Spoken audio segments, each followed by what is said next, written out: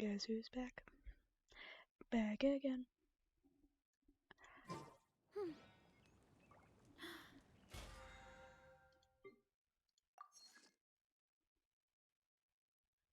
Not sure how I'm starting this one off. Not gonna lie. Exist here. I was doing stuff. Running around with stuff.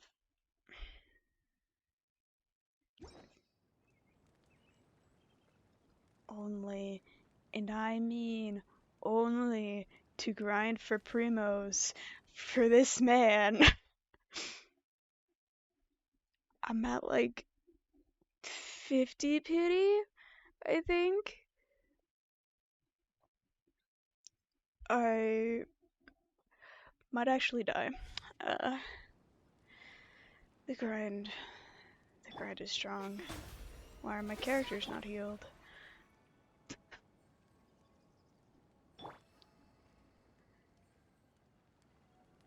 These are the questions. That is the question. I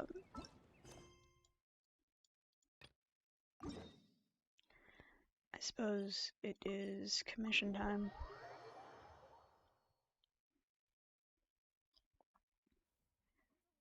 I should turn the music back on. I was gonna do that, and then I forgot.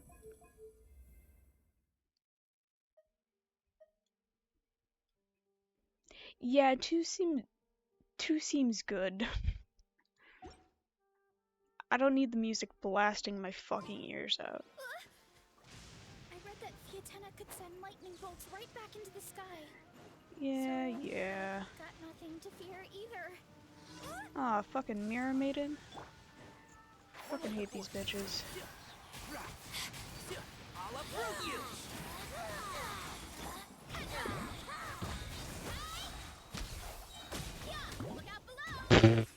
I fucking destroyed her. That's a first. Oh god, how the fuck am I getting over there? If I get struck down in the sky,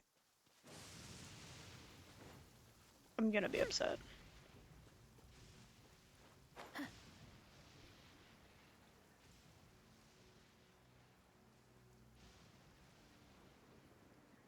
God, can you tell I've not explored this area because I don't want to deal with the lightning? There's a chest that you open with combat over there that I have not opened. Am I gonna do that right now? No. Am I gonna forget about it? Abso-fucking-lutely.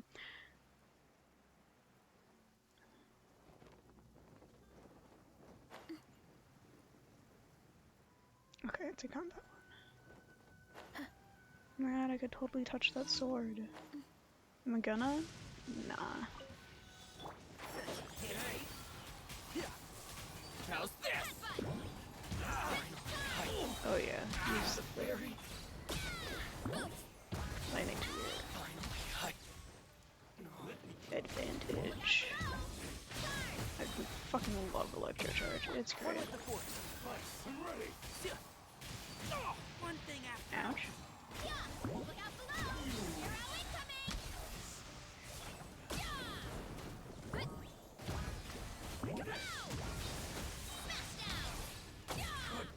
I love just being above the enemies. It's great. Accidental dodge, you know. Hwah, hwah. So nice and warm. Nothing like the warm sun on a full stomach to make me feel... What sun, Varessa? like taking a nap. What sun? I see no sun here.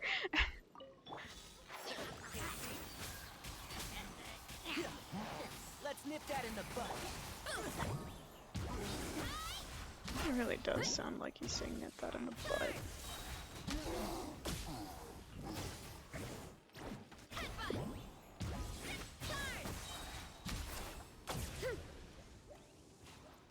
Oh god.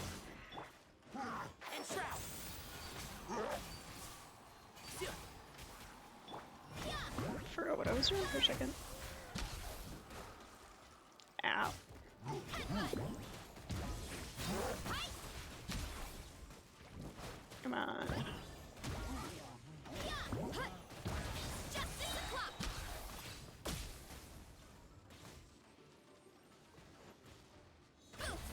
Ah, fuck.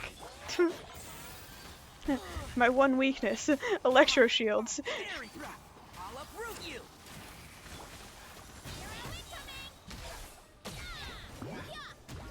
Justice o'clock.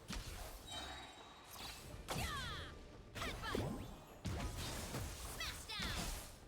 Am I done? Oh, thank God. Okay. Last one. Oh God, it's a fucking transport balloon. I was about to say, if it's a goddamn transport balloon, I'm gonna lose my shit. It is. Is it one we have to stop? No, it's one we have to protect. Fine.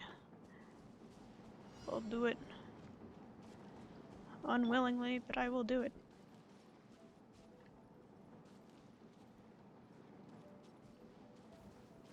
Hey there. The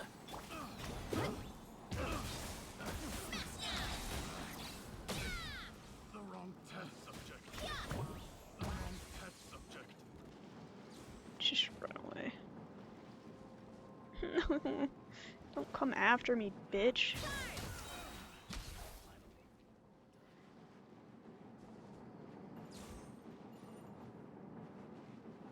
Okay. Why are y'all spawning? Over here? I'll aggro first.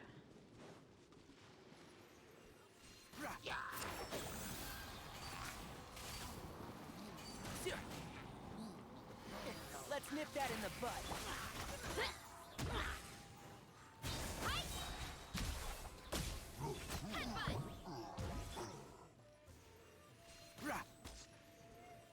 Oh yes, he fell. Dumbass. Okay. How much farther?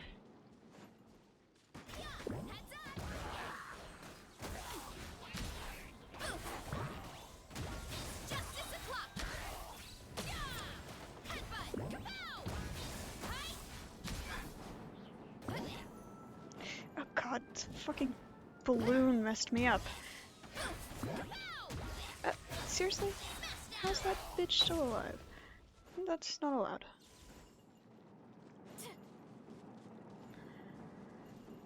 Thank God we're done. I don't know why, but I fucking hate the transport balloon ones. They annoy the shit out of me.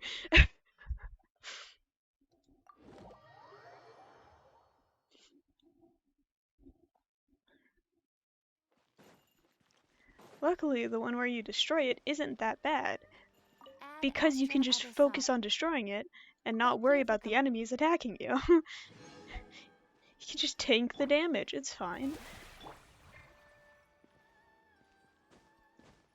All my characters are built like tanks anyways. Especially this bitch. She can take the fucking hit from the capybara local legend. And survive. Like, winning? Winning. With my 31k. I know that's not the highest you can get, but it's what I've got, and it works. Okay. What are we mining today? Probably just this spot again. I didn't touch it yesterday, so it should be good to go.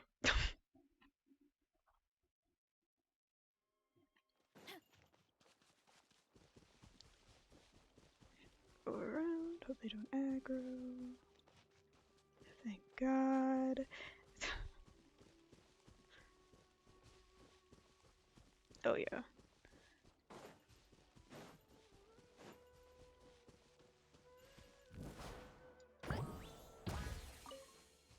I really don't want to deal with the going up and down. Give me a razor.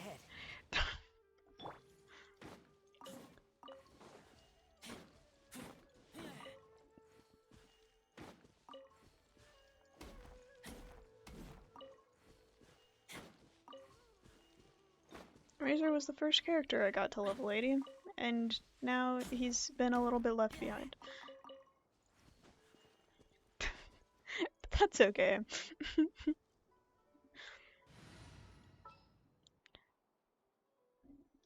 I have a fair amount of level 80s, I'd say. Okay,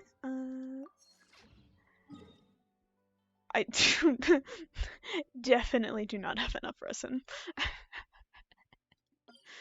That's okay. We can do this now. Now I don't have to be scared to go into Sumeru City anymore. Yippee!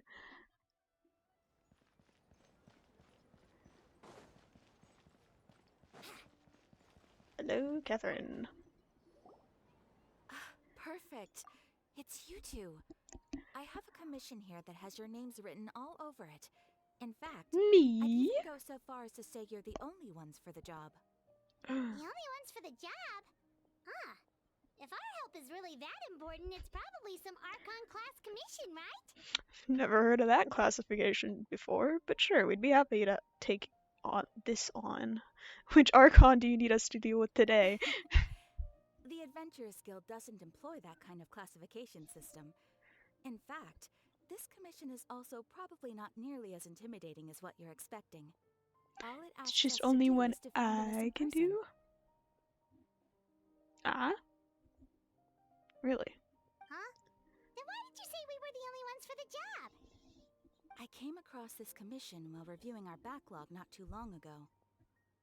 It seems simple, but our records indicate that over a dozen successive efforts to complete it have all The ended in S's failure, are so despite attempts by several hissy. accomplished and renowned adventurers. With the reputation of the Adventurers Guild and the performance of the Sumeru branch at stake, it's in our best interest to assign this commission to the adventurer with the highest completion rate over the past few years. Well, that's us for sure. Flattery will get you everywhere with Paimon, but I can't guarantee we'll be able to complete it either. All I'm asking is for you to give it your best shot. Okay. I'm not good at finding people. If it proves to be beyond your capabilities as well, I'll talk to the commissioner about canceling the commission. Okay, so who are we looking for? And what is it about this commission that's made it so hard to complete? This commission was jointly issued by the residents of Vimara Village. They say one of their own villagers has gone missing. But the problem is, they don't know the missing person's name. They can only provide information about his general appearance. Okay. They're all from the same village, but they don't even know his name? If so many adventurers have failed to complete this commission, maybe this missing villager doesn't exist at all. Could it be some sort of a prank or something? Unlikely. Several villagers came by to issue the commission, and judging by their appearance and tone of voice, they seemed incredibly sincere. It certainly didn't seem like a joke to them. Besides, Okay. putting up a commission requires a processing fee. There aren't many upsides to a prank that costs Mora to carry out. True, that would be a little strange. In any case, it would probably be best to go to Vimara Village and ask around first. The Adventurers Guild does have some information on hand, but I would say anything you can learn directly from the villagers would be far more reliable. The best way to avoid misdirection is to go to the source. Alright then, let's go! I'm starting to get really curious about this whole thing. A missing person you don't know the name of and only know general appearance. Okay then.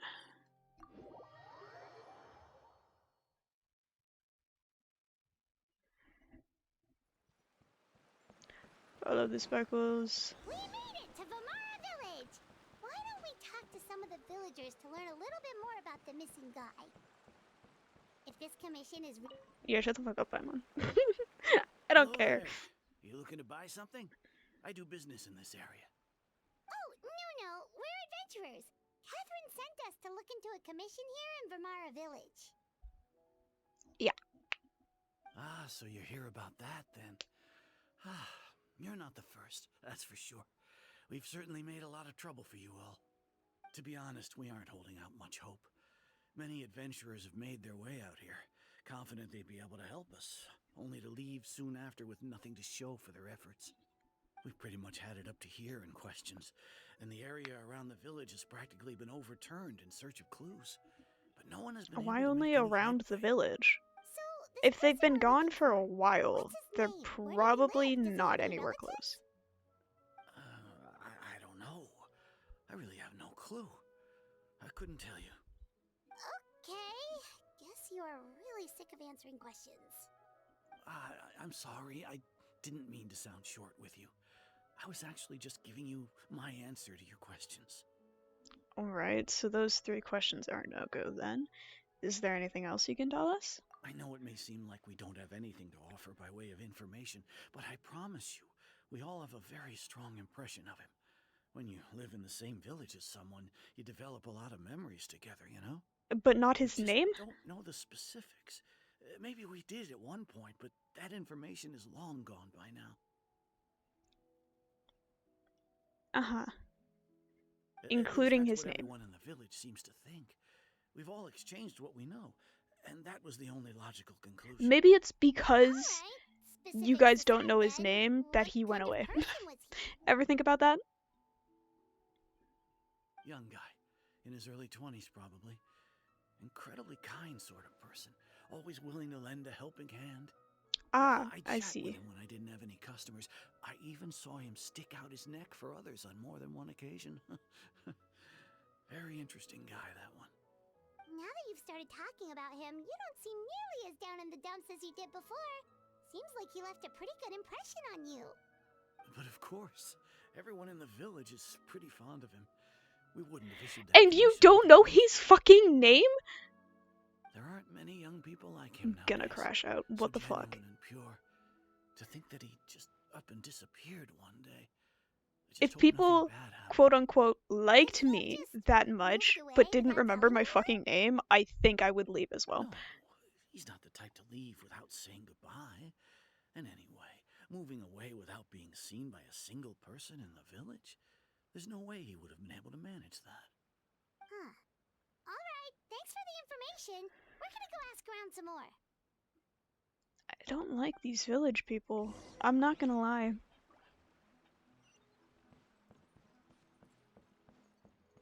Alright, what stupid way are you having me go? I can just...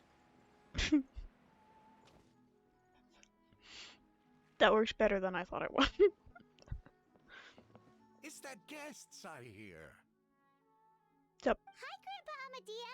We're here to help you look for the guy that's gone missing. Do you know his So name? that's what brings you to these parts. Coming all this way for our sake. That's so very kind of you. With your help, I trust that young man's case is in good hands. Could you tell us a bit about him? Of course. I'm happy to help any way I can. With my failing eyesight, I'm afraid I can't offer much about his appearance. But I do remember hearing the sound of his voice. Not recently, of course. That loss has left me feeling quite empty. I don't think his parents are still living in the village. But somehow he never seemed lonely. In fact, he was usually the one offering companionship to others. He would often take time to visit the elderly or play with the orphans in the village. And whenever someone had something on their mind, he was there to listen with open ears. I'm He relating to this always guy knew just very what to hard. say. As village chief, I owe him many thanks. Helping villagers navigate difficult moments in their lives should have been one of my responsibilities. But he was often the one rising Can see to why the he occasion. left. That's what I'm assuming is He seems happening, like is such that a he nice and left gentle person. because these No bitches wonder don't know his his disappearance fucking affected you name. all so much. But How? you wouldn't happen to know How do if you he have has such his fond name, memories address, of or family someone and don't situation, remember their right? damn name? What the fuck? I'm ashamed to admit it. What the but fuck? I just can't remember. No matter how you look at it, I should know those things. But for some reason, no matter how hard I try to remember, the information just doesn't come. Perhaps my age really has caught up with me this Maybe time. you shouldn't be the village chief. You ever think It's about that? okay. There's no need to force yourself to try and remember. We'll figure something out. Aether and Paimon are so much nicer than I would be. Well, Traveler, what do you think? Just more to this case than meets the eye. A lot of things are not adding up. I think so too. Like, the name thing. It's so weird that no one remembers his name. And nobody has been able to tell us anything about his family or where he lived. It's like this guy's been erased from reality or something. I would say it's more like he's someone who only exists in people's memories. So you're saying it's not that he's been erased, necessarily, but more like he never existed to begin with? Okay, Paimon's gonna need some time to process that one. Someone who only exists in people's memories? Could it be like what happened with Greater Lord Rukkhadevata? Like some sort of mass alteration of people's memories. You two are the adventurers who just arrived, right?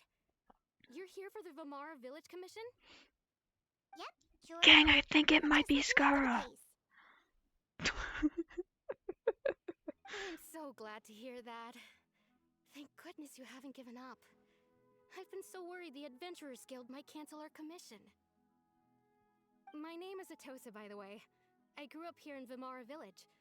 Anyway, I just wanted to say, please keep searching for a missing villager. I'm begging you. You have to find him. Oh, we will certainly try our best. Yeah, no need to worry. We'll give it our best shot. So, were you close to the missing villager? Are there any leads you can give us? I'm not sure this counts as a lead, but follow me. There's a place I'd like to show you. Okay.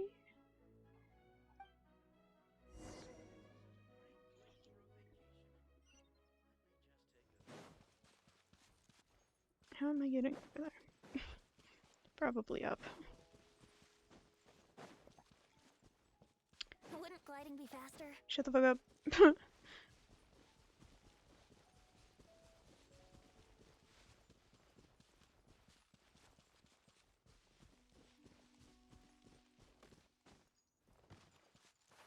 There's Cecilia over there. Is this the place? Under this tree?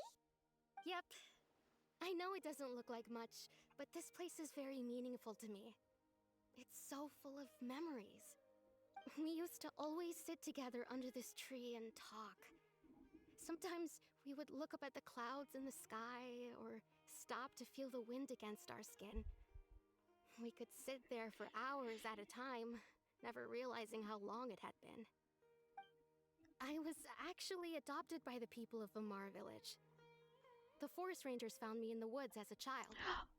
I was surrounded Crazy. by such good people, and growing up in the village was so lively. Still, there were times when I couldn't help but feel incredibly alone.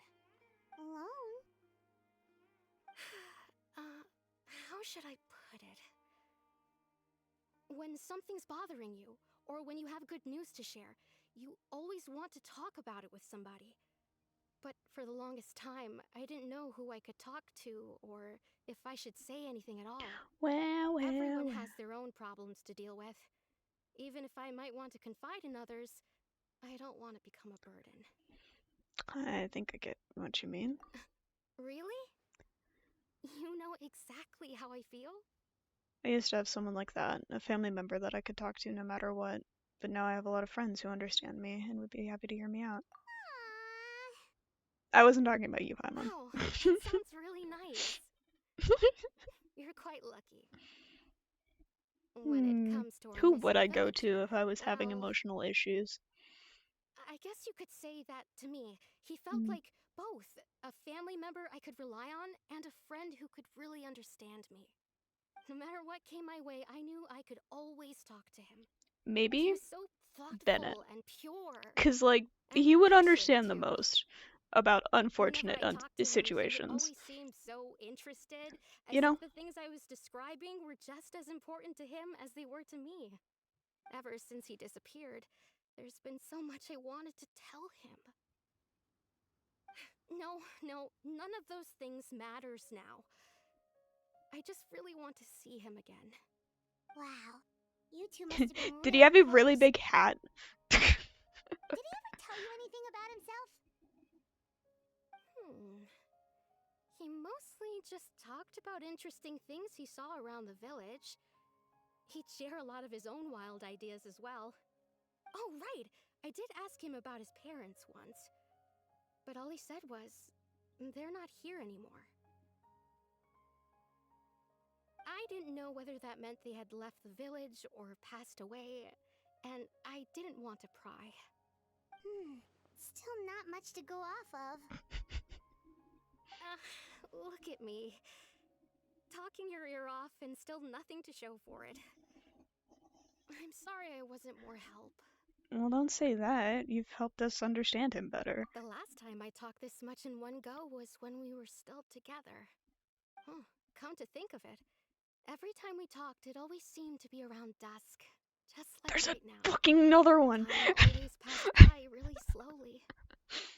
Even when I've it not felt like we'd been explored talking for hours, Sumeru the at sun all. would still be at the same position. I'm in the still sky. like under Well, 40% time always for seems to the pass whole slower region. when you're relaxed, right? It's what's wrong, mostly the Casper? desert though. Because, oh my god. It's always the same time of day, and time never seemed to pass. Based on what we've learned, this is definitely not a regular missing persons case. What Atosa just told me about time could be the key to unraveling this whole mystery. Hello, Charles. What are they doing Look at here? those hilly churls over there. Doesn't it seem like they're acting a little strange? Maybe. Abyss Mage? The Abyss Order. Could they be the ones behind all of this? Oh. Hi. Uh-oh, we've been spotted! Quick, get ready to fight! Really? Oh my god. Oh yeah, I got a new weapon for Venti while I was wishing yesterday. I got the stringless and I went, that's a good Venti weapon. So, oh my god. But it's not leveled up in the slightest.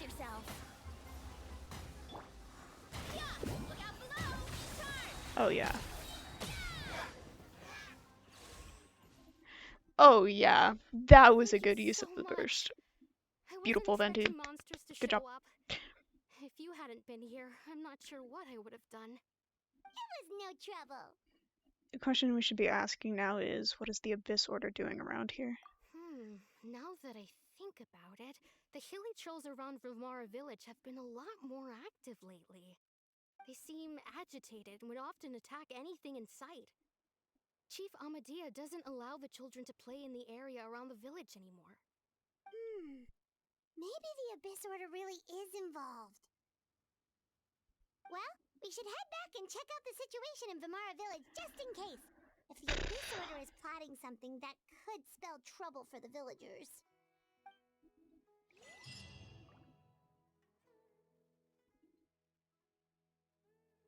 Wait a second. The person! It's Dainslev! Dane! It's crazy. Who would have thunk? Ah, it's you two. Oh, Hello. A friend of yours? Yeah. Well, I'll leave you all to it then. I should head back to the village and check up on Chief Amadea and the others anyway. See you later. Yep, see you later, Atosa! I know I'm meant to be looking for a missing person or whatever, but like, my friend just showed up, so Why I'm you always gonna to pop have a up chat out of with nowhere them. like that? Is it your life's mission to jump scare us or something?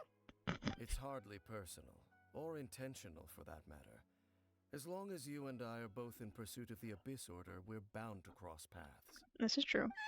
So you And I mean, here to I'm never gonna investigate the complain. Abyss Order then. That would explain the monsters you were fighting just now. Naturally. Hold on. Are you not here for the same purpose? We're also on their tail, but I'll admit we ran into them on accident. No matter. It may have taken you a while to catch on, but I'm sure you've also realized by now that there's something strange about this place. The Abyss Order is most certainly planning something in this area. Or worse, their plan could already be in motion. So you think the Abyss Order is behind the hilly trail activity in the area? As things stand, I highly doubt that is their primary motive. I would imagine the increased hilly trail activity is merely a byproduct of whatever it is they're really trying to accomplish. Still, the hilly trail activity is causing a lot of problems for the people here.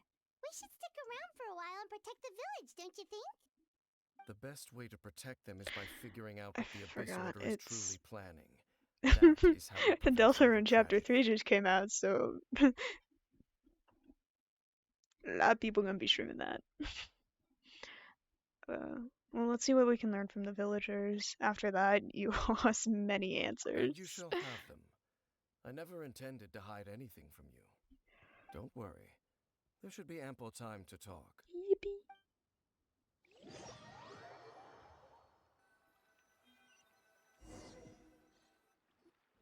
What do you mean eventually the sky grows dark? It was dusk when we fought those mages. So that was the commission that brought you here to Vimara Village. Yeah. Someone who seems to only exist in people's memories. That is indeed quite intriguing.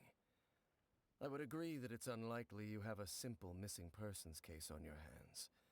However, any possible connection to the Abyss Order is still unclear. It appears all we have by way of clues is increased hilly trail activity, and that is certainly not much to go off of. Well then, how about the intel you promised me? Right! That mysterious voice he heard in his sister's memory. The one who called himself a sinner. Who is he? I forgot about that, not gonna lie. Hmm. I know I went through the Traveler, Kari Bear let me ask you this. Archon you quest believe like your forever sibling ago, to have but I betrayed you? forgot. In a manner of speaking, yeah. I sense hesitation in your words. After all, you still haven't figured out the whole truth of what happened. No, when There's she won't still fucking hope show for up the and two of you to explain. reconcile. Irreparable damage has not yet been done. The sinner you wish to know about, his situation is different. He and his fellow sinners have long betrayed me, and long betrayed their nation. His I say that name as is my Vedderfunny. PNG is The Abyss visionary. sibling, but I'm loath to admit it, but that's because I want to he be is also evil. my kin, my older brother. I want to be just Your a silly, brother? evil little guy.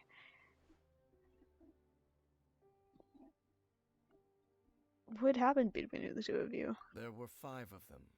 The 5 sinners of Kanria. Uh-huh. The wise Roptatir. The visionary Vedderfunir. Gold Rhindaughter. The foul Sertalogi. And Rehir of Solnari, Rerir. No matter how eroded my memory may become, I will never forget their names. One day, I shall have my vengeance. Oh, he Wait, some angry. of those names sound really familiar. Rhindaughter is the one who created Albedo. Sertalogi is Skirk's master. And the one we just learned about, Dane's brother, Vedderfunir. If he was the voice of the sinner, then the one who inspired Clotar to create the Abyss Order was him. Somehow everything is connected. If that's true, then the stone slates we found in that ruin in Fontaine, the ones that outlined Fontaine's prophecy, that was likely Vertifolnir's. That was bad. Doing as well. They were once people of great esteem in Kanria. I can Those speak who carried English. the hopes of the nation. That's not really English. They were the best of their peers, outstanding I in their have been respective trying my fields. hardest to pronounce Success. everything correctly in Together, this game. I was not paying we attention to how should to have say been that the name. ones to prevent the disaster. the ones to stop the I didn't Vinster think King I would from have to read it. continuing to rot the foundation of the world. Yet, deep within, the 5 of them craved something more. They could not resist the call of the abyss, and divided among themselves a power that could destroy the world. So they became sinners, but also transcendent beings, each in possession of world-shattering power. And when the cataclysm occurred, not one of them stood up in defense of their nation. Not one came forward to prevent the tragedy, and for that, they shall never have my forgiveness. And then my sibling came into contact with your brother. Indeed. If they are not stopped, the day is sure to come when they will also betray the entire world. It must be hard to talk about all this, but thank you for telling me. Of course. As I said, I never intended to hide anything from you. So, Dane, what have you been looking into all this time? I've continued to investigate the questions surrounding the Loom of Fate. It's been quite some time since the initial operation was launched. By retrieving the eye of the first field tiller, we were able to stop part of their plan from coming to fruition. Oh, Paimon remembers! Weren't they going to use it to corrupt Osile and make a god or something? Indeed. However, it's obvious that was just some sort of technical I barely experiment. remember the first Ainsliss quest. The I eye was just know integral to their that plan, the yet upside down somehow, statue despite thing failing happened. to obtain it, they've skipped the experimental phase and found some other way to keep moving forward. And There are many that signs was when we pointing to that first effect. saw my sibling Then again. what should we Like do? actually It's saw not too her. late, is it? Our most pressing concern is to determine the purpose of the Loom of Fate. From there, we'll be able to deduce the Abyss Order's true objective. Based on the intel I've gathered so far, I suspect the Loom of Fate is related to the ley lines in some way. The ley lines? Traveler, you were able to observe your siblings' memories last time, yes? I believe that was due to the fact that the ley lines in that area We're twins. were We have a unstable. special My connection. recent investigation has shown that Abyss Order activity And in I a fell particular asleep area and dreamed is of usually what happened followed to by a them series of for issues whatever with the ley reason. lines. And one of the things that flows through the ley lines are memories. Wait, then our commission here in Vimara Village. The person who seems to exist only in people's memories. Could it be connected? Memories, ley lines, the loom of fate, the missing person that doesn't seem to exist. What's the connection between all this? Don't make me It's think Thonk certainly again. I possible. swear to God, I do not I'll want join your to. investigation tomorrow. This missing persons case could very well turn out to be the I am key not good to at the think unraveling Thonk. these mysteries. Never. Well, if we're teaming up with Dane again, we're gonna need all the energy we can get. Let's try investigating somewhere a little further away tomorrow. You want me to stand in place again while time passes? No, you're just gonna pass time for me? Thank God.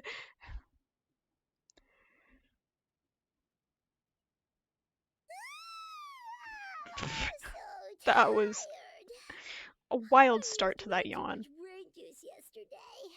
It's all Dane's fault saying all that complicated stuff. Apparently I didn't sleep well either. My head's a mess. Well, let's go find Dane. We've got a lot to do today.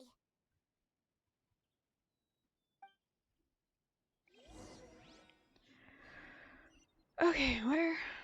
How far away? Not that far away. Okay. Meow. Dane? Hello, Dane? Why are you just zoning out over here?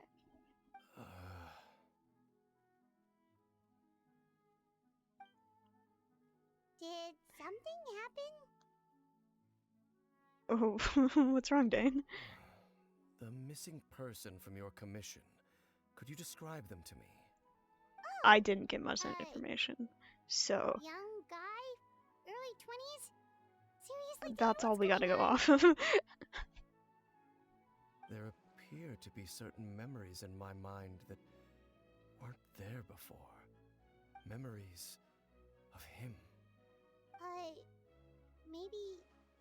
Maybe we just Or maybe it's something with the area. Paimon. No, it wasn't a dream. They're memories. Memories that suddenly appeared in my mind after I woke up. Crazy. I've never met this person before. What exactly did you remember? I remember handing him the eye of the first field tiller. Huh? Okay, so this missing person definitely has something to do with the Abyss Order then. Indeed. And it appears he possesses the ability to implant memories into the minds of others. How is that even possible? Wait then. All the memories the villagers have of him, could they be fake too? Maybe they never knew him at all. But why would he do something like that? Whatever the Abyss Order is planning, an important truth Not gonna has lie, been I am revealed kind to of us hitting this the morning. pose that Aether just did. What sort of truth?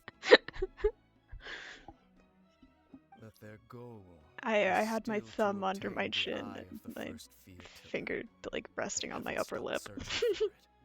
I am That- the only person who knows its Think, Thonk. location. Perhaps I don't implanting know, that it's just particular memory comfy for some reason. was an attempt to interfere with my mind in some way. Is the eye still safe? What if that memory is real? Your concerns are not entirely unfounded. I don't believe the Abyss Order is capable of altering reality like that just yet. However, considering their single-minded pursuit of the eye, I would say an equal level of caution is in order on our part. Come with me. We must check whether the eye is still What in if our we're possession. being tailed? Dane! Oh, Don't so just you're going lead them take to us it. where you hid it? But what if someone falls?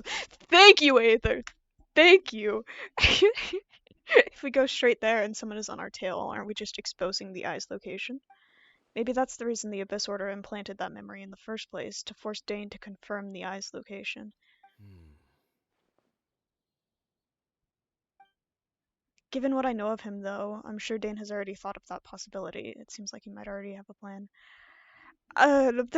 Don't voice your concerns out loud, Mr. Aether. Oh my god, these bitches. Okay, lead the way. Of course.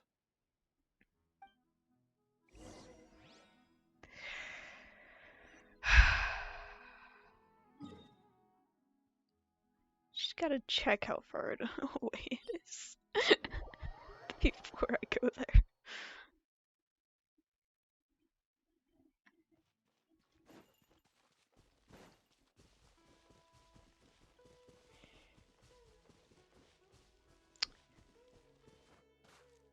Surely they can't teleport. Surely I actually teleported in lore. Hang on, let me get this white iron, because I need it.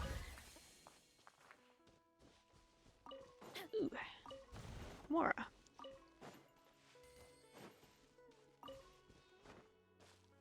Okay.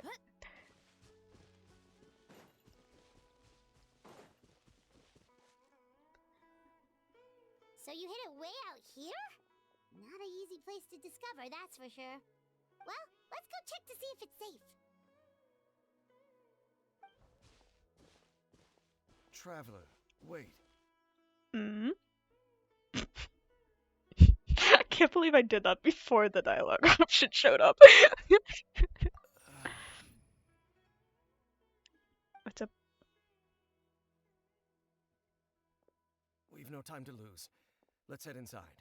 No, Dane, what were you going to say? Dane, don't just do that to me. You're being mind controlled, aren't you? Oh my god.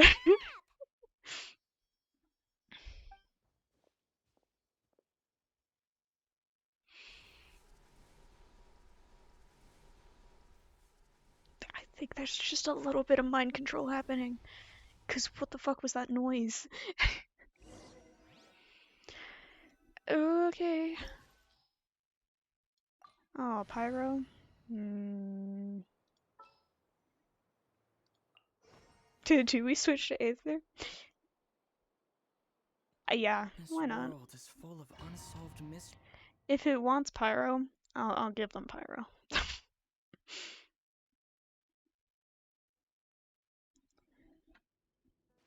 With my not too great Traveler. I think I did finish leveling up his artifacts, though.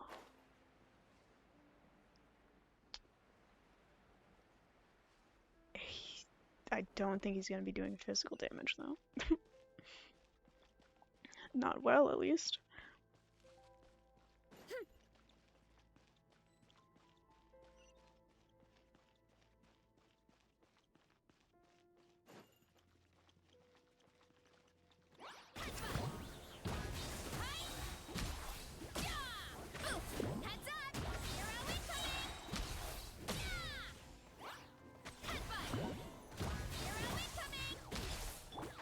Can't see?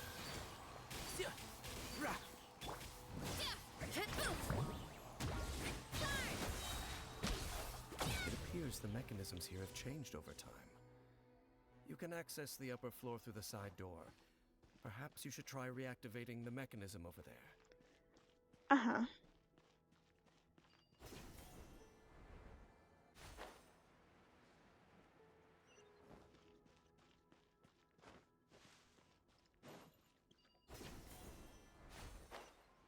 Ooh, chest. Won't complain about that.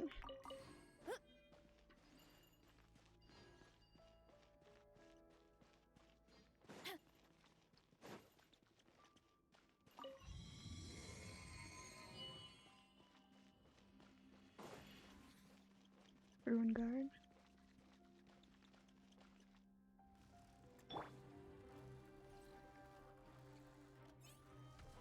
Yep, come on.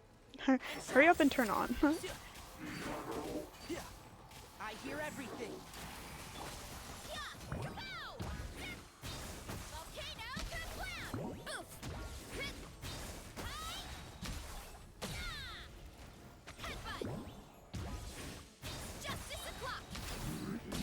There we go. Easy.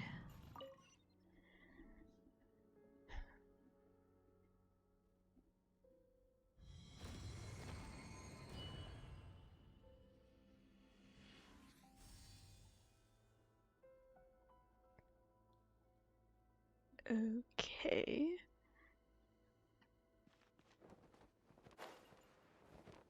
Make sure all the runes are pointing in the direction indicated by the light.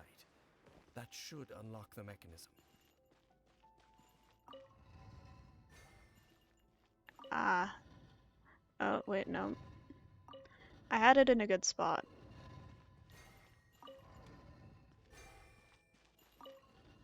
See?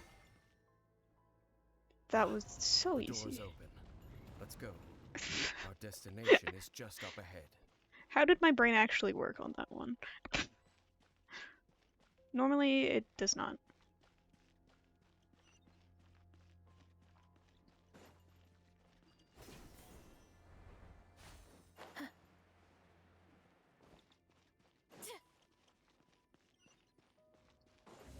This is a very big place.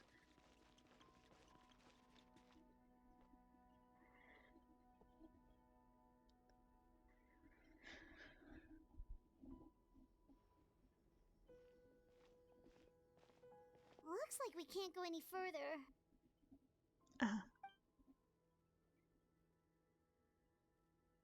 Be on your guard. I sense the presence of the abyss. Never trust a Dutch angle. Ah. Hey, bitch!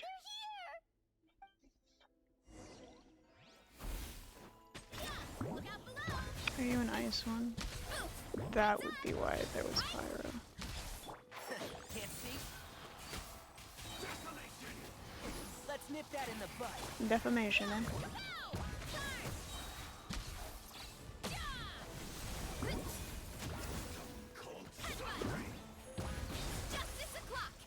Ah. Ouch.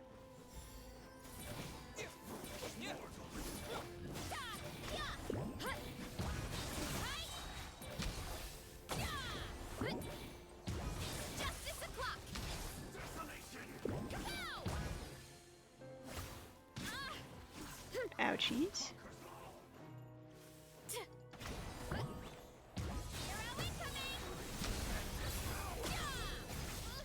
Oh, oh, don't throw me over the edge, Jesus.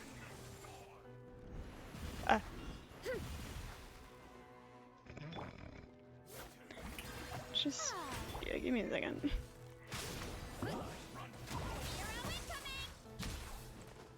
Okay, there we go. Just as I suspected. The false memories were a trap. The Abyss Order just wanted to follow us here. Now Yeah. that they're in the vicinity, we should have a chance to see.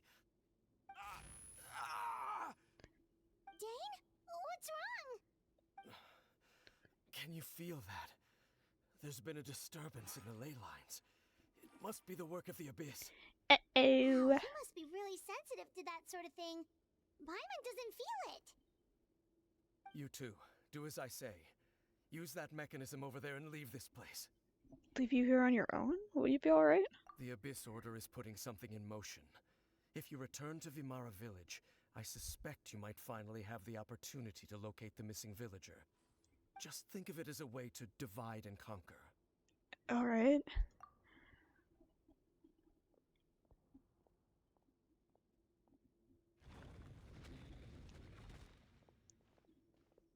Dane does have a point, but something still feels off. What am I missing? Bye, Dane!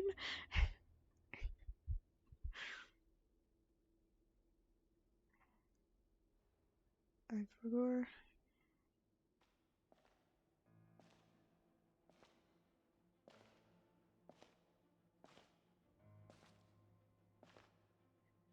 Okay, I have screamed at Gray.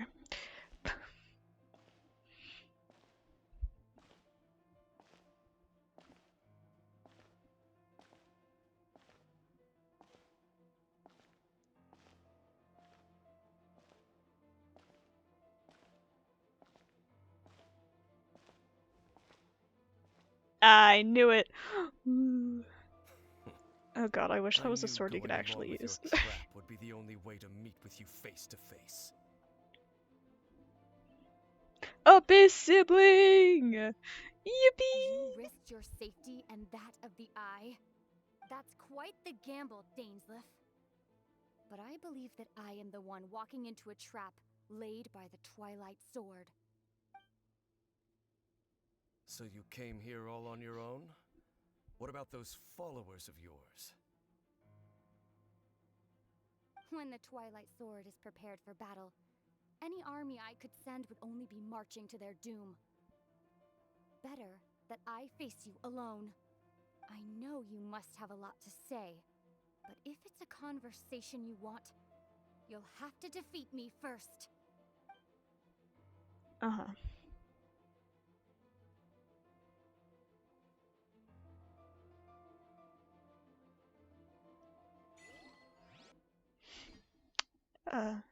Good luck, Dane. I believe in you. You got this.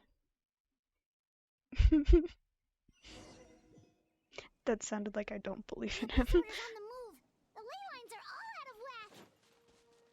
We better Oh hurry god, back I'm to trapped in a Vimara blaze Village and again. see what's Hey, look at those hilly trails over there. They seem strangely calm. Weren't they acting super agitated just a little while ago? Why are they so calm all of a sudden? Wait, I hear something. What do you hear, Aether? In the new world, they bade farewell to the shrouded sun. At last, they no longer needed to dwell on their suffering, or try to differentiate between various thoughts of blasphemy. Such was the price they paid, and thus their souls became cleansed and pure. Did you hear that? What was that sound just now? You heard it too, Paimon? It was someone's voice. It sounded so gentle. Could that voice be comforting the hilly trails in some way? Oh, this is weird. Let's check if this is happening anywhere else. Anywhere else? You mean the small amount of the map that I now have access to? Look looks like the same thing is happening over here, too. The hilly churls are calm. You see, we're both still here. We've reclaimed an endless amount of time to love. Release your tears. You no longer need to hold back your sorrow. It's that voice again. Yeah. Here, let's run around as Aether. Because we have him. Over there. It looks like they're sleeping. Yeah. In the end, he whispered softly. Sleep well, Father. Sleep well, my beloved people. When you awake, that which differentiates us shall be no more. It almost sounds like a poem or some kind of story. Well, now that the hilly churls have calmed down, Vimara Village should be safe at least. Yeah. Let's put the Should be. situation to the side for now. Dane said this might be our chance to find the missing villager, so we should head back to Vimara I Village. think before he it's was too just trying to late. get us out of there because he sensed that Lumine was there.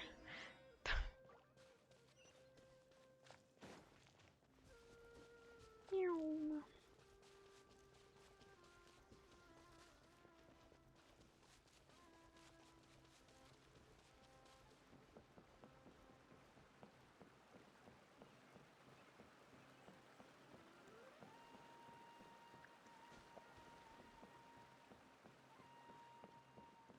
Oh my god. I'm not going up and around. I can just swim, it's fine.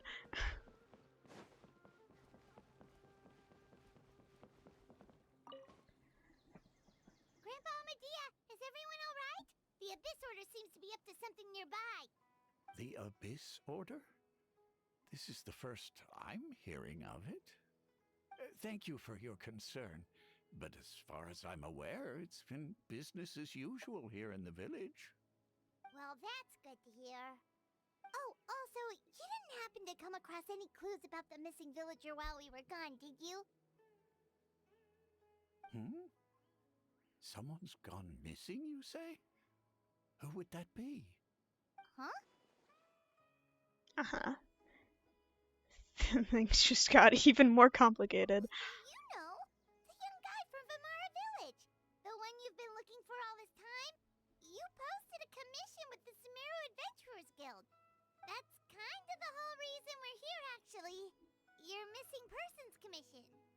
Ah, I do apologize, you two. I hope I'm not worrying you too much. I'm sure it's just my age making me forgetful again. At least right now, I can't seem to recall whatever it is you're referring to. Perhaps you should try asking someone else. But how is that? All right. Thanks for your help, Grandpa Amadea.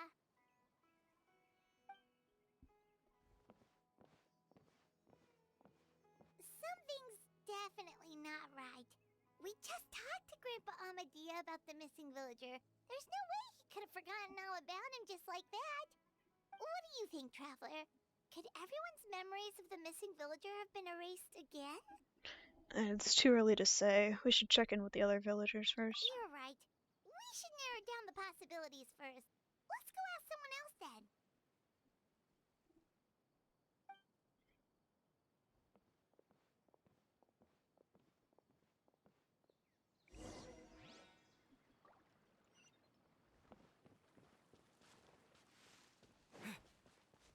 Meow.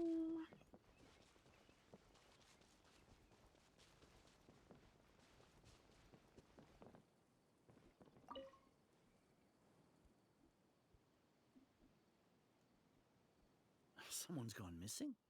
Who? Just as expected. Mm-hmm. That guy you said a bunch of nice things about earlier? The one you always used to chat with. He's around 20 years old, and you said he was a kind, warm-hearted person? Oh, I know who you're talking about. Really? You remember? There aren't many young people who've earned that kind of praise from me. If you're certain that's what I said, then there's only one person who fits the bill. No doubt about it. But why'd you say he's gone missing?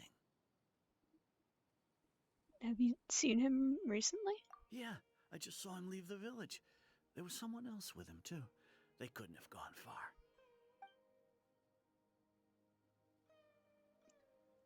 Alrighty then. Do you remember his name? Strange. Bayram seems to remember him. And apparently he just saw him? Do you think maybe it's not that there's something wrong with people's memories, but that we've somehow returned to a time before he went missing?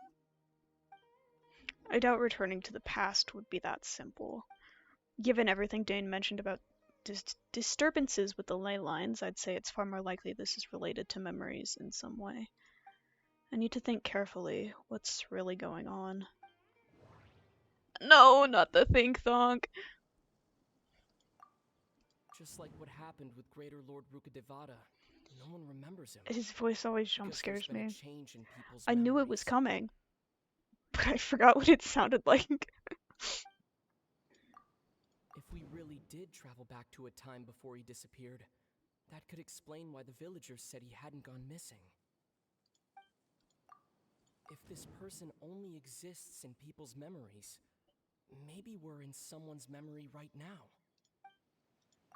Right. Paimon totally forgot about the ley line disturbances. We're in someone else's memory. How's Paimon here, though? Normally it's just me. That would also explain why we seem to be at a time before he went missing. It's a memory after all. If we really are in someone's memory, this is our chance to find him. Right. If he's someone who only exists in people's memories, then we're finally on the same turf. But didn't Bayron just say that he saw him leave the village with someone? Where should we go look for him? We probably should have asked him that. Gonna last. We might not have that much time, and we don't even know whose memory this is. Let's go through what we know so far. Good idea. That'll help us narrow things down. We pretty much figured out that the missing villager has the ability to implant memories into the minds of others. Right! That! Can we try to figure out more about him using what we know of his ability? Like, does it maybe leave a trace that would somehow give him away? Implanting memories into the minds of others must be an imperfect process. There's no way the new memories could perfectly blend in with the old ones. There has to be some kind of tell. All the memories seem to be set in or near Vimara village, but I'm still not sure if they're restricted to this location. If time was allowed to pass within the false memories, there's a higher chance they might conflict with someone's original recollection. That would make it much harder to avoid suspicion. Nila Gallery, thank you for the follow. Welcome in, welcome in. There's a difference between memories that arise from lived experiences and those that are implanted into the mind. Perhaps it has something to do with time. Maybe not. No. How am I doing? I'm fine? Question mark? I don't know.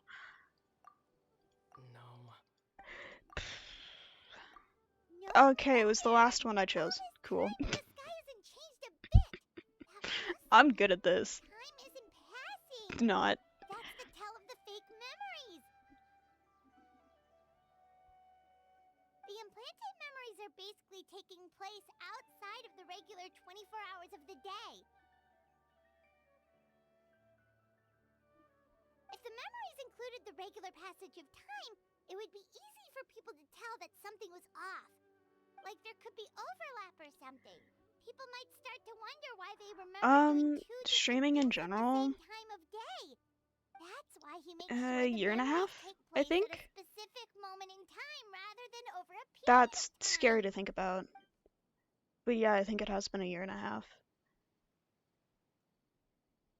If we consider this conjunction with what we already know, then the question of whose memory this is seems to have an obvious answer. The color of the sky. coincides with the moment in time she described.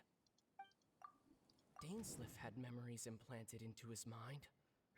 Could it be that it's happened more than once? We thought Chief Amadea forgot about the missing villager, but it turns out we're at a moment in time before the village issued the commission. Yeah, that makes the most sense to me. That's exactly what Atosa described!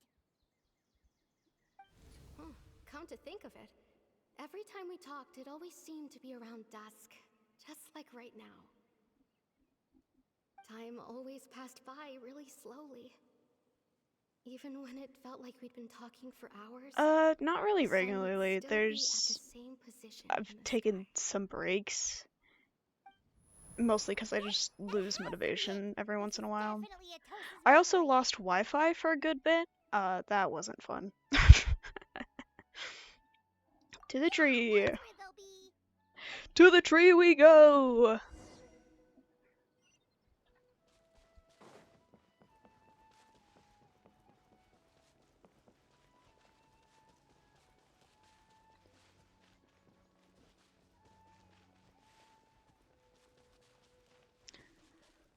I've only recently actually had a schedule for streams. And by recently, I mean like the past couple weeks. But that is because I just hit affiliate So, you see, right Granny before they Kiki made the was a mercenary change when that she was made you... younger. She just Uh, talks like that out of habit. game I play She's not trying often? to scare the children on Genshin purpose. at the moment. Also Oh, Minecraft every once in there a we go while. again. Always talking about But my I own thing. stream just a variety of Do games. you maybe have anything you want I to don't share? focus on one It's specific okay if game you at all. don't. You could also just talk about what you think of me? Oh, I think you're an incredibly strong and Conrian! thoughtful young woman. You'll meet many amazing people and live a very happy life. You won't miss someone like me. Huh? Are those your friends over there? No, this is the first time we're meeting this man. We finally found him, but why does he look kind of familiar? Oh, right. This version of Atosa hasn't met us yet. Yeah? Friends? Do you have any I game guess you could on say your that. list which you like the It must have most? taken them a lot of effort to find me. So, List of what I've streamed or should see just what they need. games in I'm general? sorry, Atosa. Because We'll my have to continue this favorite game conversation of another all time. is Portal 2, Another time, but huh? Yeah, okay. I'll head yeah, back to the just village games. then. Yeah, then Portal 2.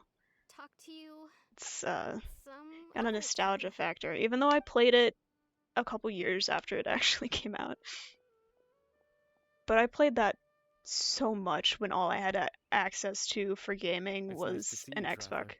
360. believe That this is the first time you've wasn't great. I don't play console anymore. You're Conrian? Yes.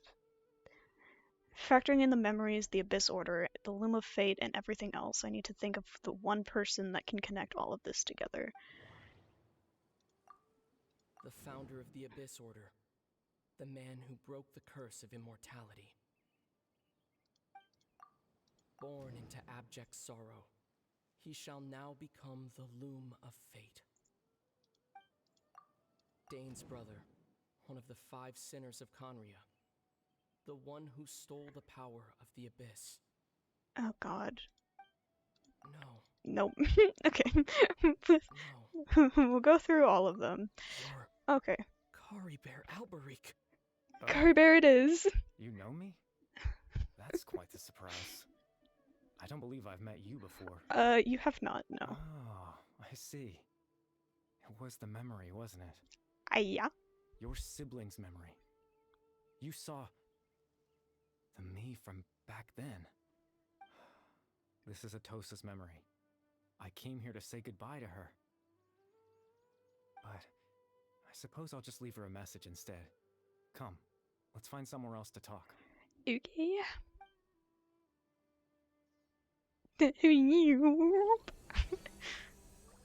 Oh. Those are words I cannot read. Thumbs up.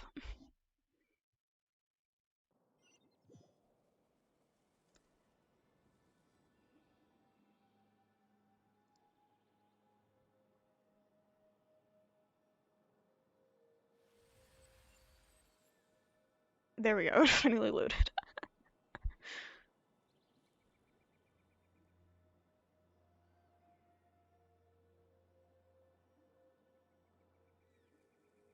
I guess I have streamed Portal 2, so I just don't stream it often. I've streamed it once.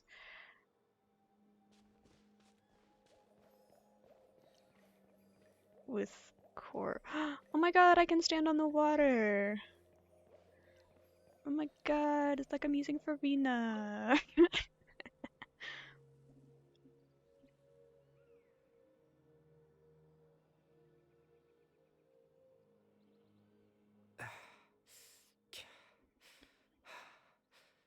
What is this place? I suppose you could call it the realm of my consciousness.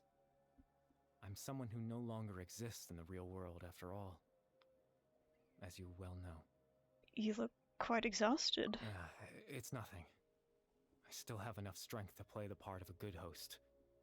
I've always hoped that I'd get the chance to talk to you like this. And now, the time has finally arrived. This is a rare opportunity for me as well. I should try to learn as much information from Kari Bear as I can. What exactly happened to you? Extreme sorrow and pain. Do I have any other professions? I do art as well. The PNG that's on screen is the one that I did. Father told me that once I possessed all those elements, I don't commission people for art for my streams. Just heads up right now. Despite his intentions for me, I never truly became the Loom of Fate. I was merely used as a means for its construction. In truth, I died the moment I set everything in motion. The person you see before you now is nothing but a remnant of consciousness left over within the Loom of Fate. So many people come into my streams and try to sell me their art, and just like, bro, I do my own art. Kari Bear is dead, that's why he no longer exists outside of people's memories. As for your question, yeah, the Loom of Fate is a device capable of weaving ley lines. Weaving ley lines? In its primitive form, it can only be used to create and implant memories. Art bots do suck, as well as just the typical sheep viewers on bots that you get while you're streaming. Anyways, hello first time chatter. Random protagonist. That's a good name. It loses the lower level ability to influence memories, but it also becomes a tool that can change the entire world. So, was the source of your ability to implant memories? Yes. I have the ability to control the loom in its semi-completed form. I suppose you can think of it as a form of compensation. After all, its existence cost me my life. So the memories that suddenly appeared in Dane's mind were implanted by Kari Bear through the half-finished Loom of Fate. That makes sense, but I'm still lost as to why he went so far as to introduce himself to all the residents of Vimara Village. But why did you implant memories of yourself into the people of Vimara Village? Ah, that. I was wrong to implant those memories. I'm sorry I caused so much trouble. Not only for everyone in the village, but for you as well. I just wanted them to feel like I once existed in this world. As if I had a chance at life. So that's why. Never would have guessed. But is there any kind of meaning to this? Does only existing in people's memories really count as living? I know what you must be thinking. Why would I do something so meaningless?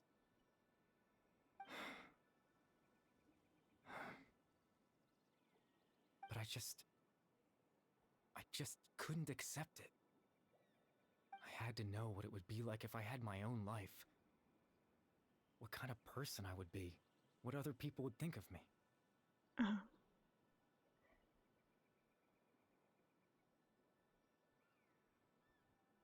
Chief Amadia, Baram, Granny Jahiyat, Atosa.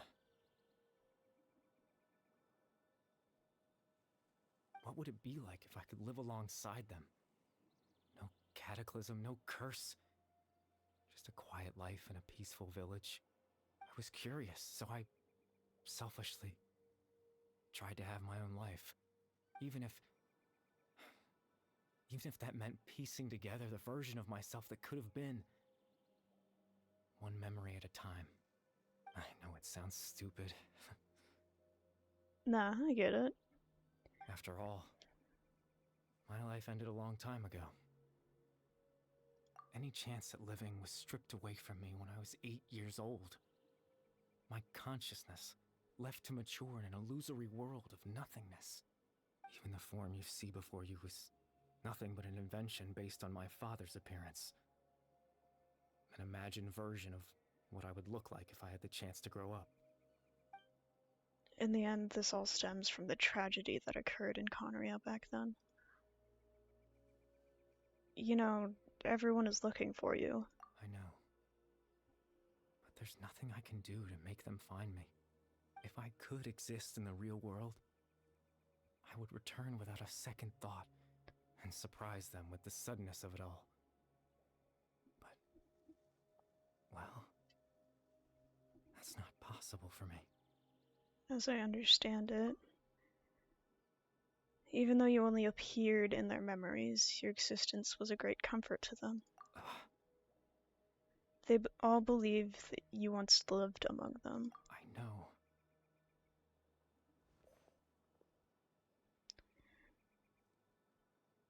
Well, now that I've found you, let's continue this conversation some other time. Dane might still need my help. Captain Dainsleif.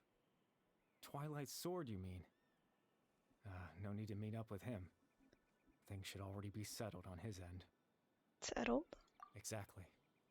As someone who could only exist in people's memories, the fact that I'm able to talk to you in my consciousness like this can only mean one thing. The Loom of Fate has already been completed. What? The Loom of Fate is already complete? That means the Eye of the First Field Tiller must have fallen into the hands of the Abyss. Could something have happened to Dane? No need to worry about Captain Dainsleif. He's absolutely fine. I spoke really The only fast. reason he That's lost my the bad. eye because I happened to guess exactly what he was planning. Captain Dainsleif has had the eye inside his body this whole time, hasn't he? His plan was to lure the Abyss Order to a false location, capitalizing on their pursuit of the eye in order to have the chance to confront the princess. He would then hand the eye to you and tell you to take it away from that location. That way, Captain Dainsleif could accomplish his own goal and ensure the safety of the eye all at once. A very thorough plan. But Dane never handed me the eye. That's right, because in his mind, he had given it to you already. Wait, does that mean he gave Dane a false memory? You made him think that? When? Before you two entered that false location. Traveler, wait. That's what he wanted to tell me. Okay.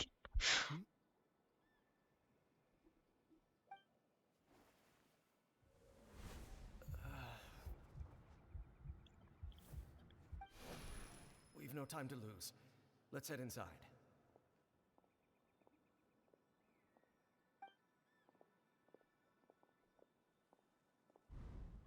So when Dane froze up back then, it was because a false memory was being implanted in his mind. No wonder. That was when I implanted the memory of him handing you the eye.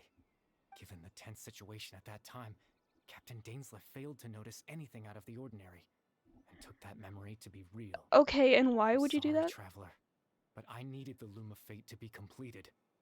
And to do that, we had to retrieve the eye. Uh-huh. So Dane had the eye this whole time, until the Abyss Order took it away. I'm not sure there's anything we could have done. Now that the Loom of Fate is complete, what are you planning on doing with it? I promise I'm not trying to conceal anything from you, but I truly have no idea what the princess is planning. Tevat's ley line system is deeply entrenched in the planet. creating new ley lines can neither replace nor extend the ones that already exist. In the face of everything they could be planning, I fear I'm too insignificant to even get a glimpse of the bigger picture. In any case, I had my own use for the Loom of Fate, and my goal, at least, has been achieved. Your goal? You remember my father, don't you? Clotar Alberic. I believe you saw him in your sibling's memory. Yeah. After he used the power of the Abyss to restore consciousness to my hilichurl form, I suffered from an indescribable level of mental anguish. To comfort me, my father told me a story, that this was a fairy tale world where I had to take on the form of a little monster. That story managed to dispel my fears, even if just for a moment. My goal was simple: to use the Loom of Fate in its near-completed form, when its ability to create memories was at its strongest, to implant a specific memory into the minds of the hilichurls. In that memory, I would tell them a story, just like my father did for me. It was a story of fairy tales and love. But more than anything, it was the story of us.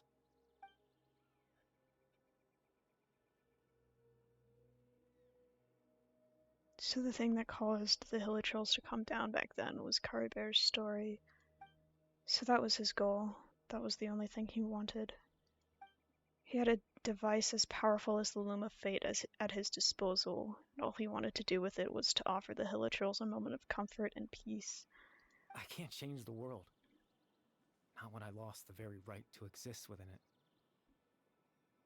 Implanting those memories, that was the most worthwhile thing I could offer.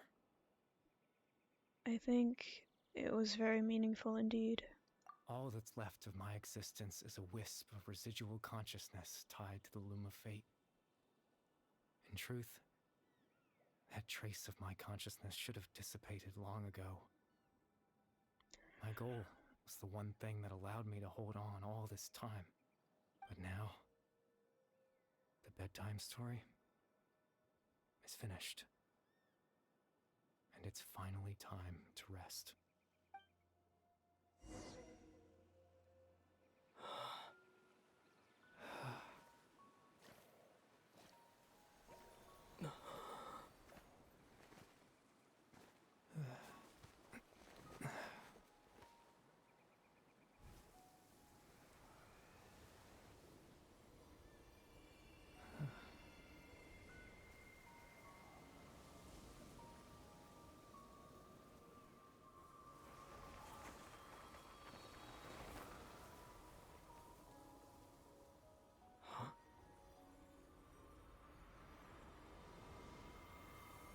And he's gone.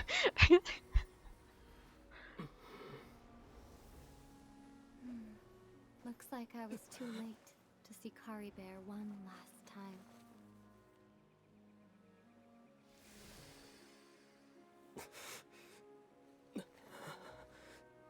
Hi, Lumine.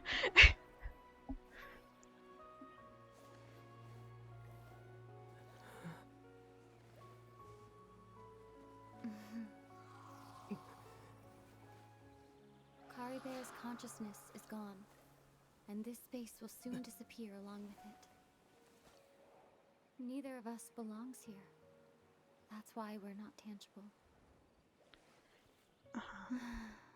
Were that not the case, I'd love to hug you too. Well, how about a conversation? Okay. About fucking time. To just stop and talk like this is certainly not easy to come by. Wouldn't you agree? Yeah, I almost can't believe it's real. That battle earlier was tough. The one against Dane, I mean. I didn't expect that after everything, he would still hesitate to raise his sword against me. Were it not for that, perhaps I'd still be no match for the Twilight Sword. Even after 500 years. What exactly are you planning? What are you going to do with the Loom of Fate? The Loom of Fate, huh? I still haven't found a way to utilize it to its full potential. But there's still time before the Heavenly Principles We're getting lore, awaken. boys! The Heavenly Principles are still asleep? Yes, for 500 years now, ever since the Cataclysm in Conria. There's been no sign of activity. Not long ago, you witnessed the Hydro Archon destroy her divine throne. Yes?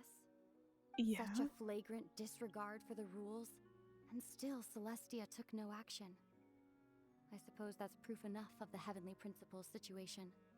However, the Heavenly Principles will awaken. We just don't know when that will be, or what might trigger it. You really hate the Heavenly Principles, don't you? You could say that. Just look at Kari Bear. He was so pure and single-minded. The space we now find ourselves is a perfect representation of who he was. Quiet and peaceful. Even as a hilly churl, seeing the terrible sight within the mirror wasn't enough to taint his spirit. He brought comfort to the people of this world, even though he was denied the very right to be a part of it. So ask yourself this. Who was it that deprived him of that right to exist? Of course, that's only one example. My feelings about the Heavenly Principles are too complicated to explain in just a few words.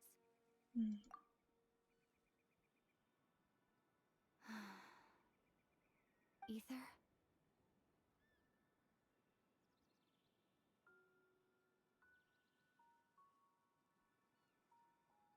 You're the only one in this world who calls me that. There's so much I wanted to ask you, but for some reason, I'm not interested in asking those questions right now. There's just one thing I have to ask. One thing I could never understand. Why? Why can't we continue our journey together?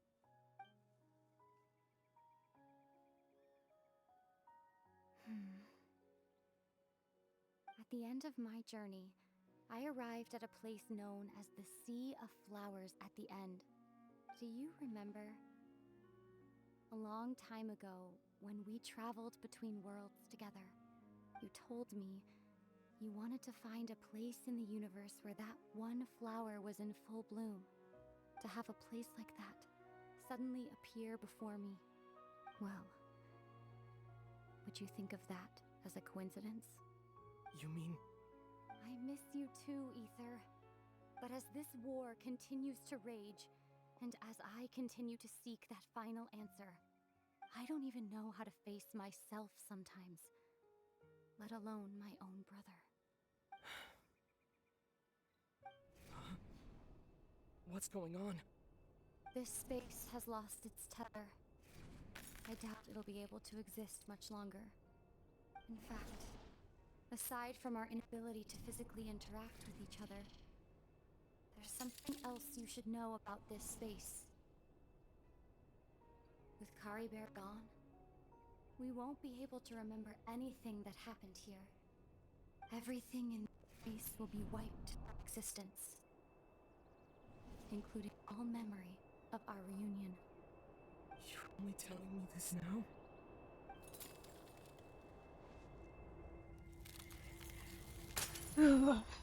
Okay. I'm sorry, I fully shut the fuck up in that part.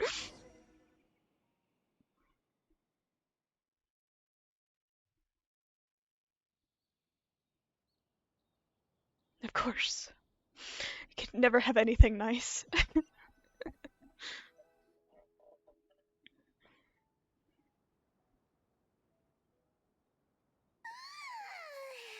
Still so sleepy. Paimon's head. God, she's back. Oh, Paimon woke up a little earlier than you, so Paimon will fill you in. The villagers said that they saw us sleeping near the village village yesterday.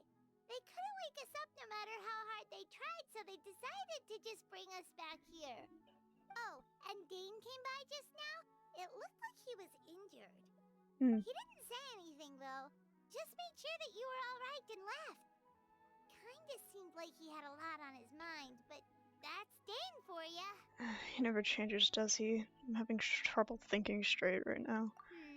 Let's think for a second. We were in that memory, and we saw that guy you called Kari Bear. He was the missing villager that we've been trying to find, right? And after that, Paimon doesn't remember what happened. Kari Bear and I talked for a while. He told me about the Loom of Fate. Wait, really? What a score! I guess our commission is complete then. The missing villager, the person who only existed in people's memories, was Kari Bear all along. But now that he's gone, I'm not sure how to explain things to the villagers. Well, what happened after that? After that, I can't seem to remember. Maybe I'm just tired? I feel like something else happened, but why can't I remember? I'm not sure why, but it almost feels like I lost something. Ah, there you are. Sleep well? Definitely not. You sure seem happy. Did something good happen? Something good? Huh. Wasn't anything good or bad, I'd say. It's just that, well, the village organized another search party yesterday. It didn't feel right to leave all the searching to the adventurers. So there we were, searching away, when suddenly this one guy said it all came back to him. According to him, one day around dusk he was passing by this one tree outside the village, and he saw our missing villager. There he was, sleeping under that tree all by himself.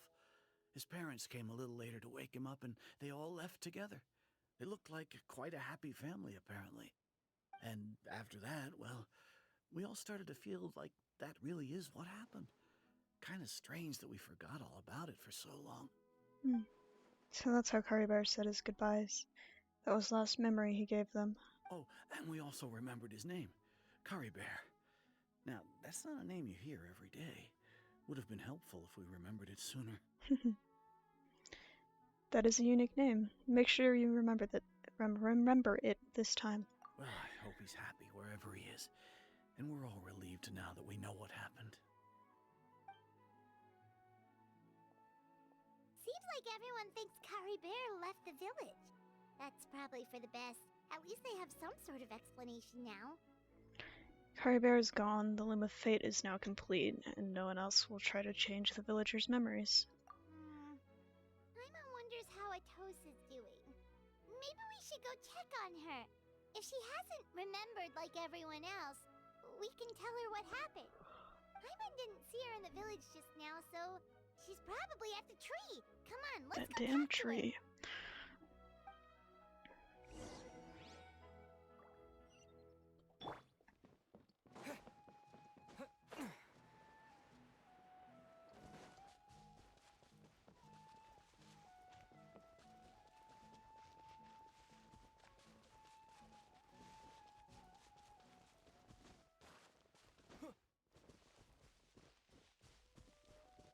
What's...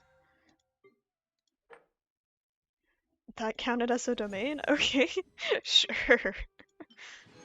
I'll accept some fragile resin. For free? Hey,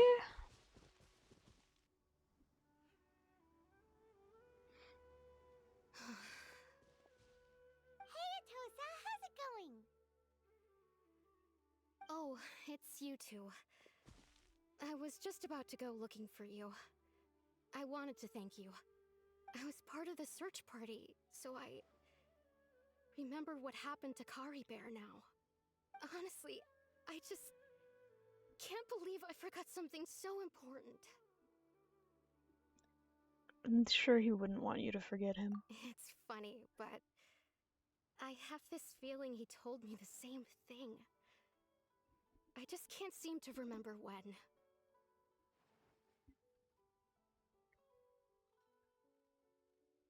I guess it doesn't really matter anyway. Life is made up of a series of memories. As long as I hold on to our time together, he'll always be a part of my life. I'm just happy I got to meet him. So, who cares what happens in the future, right?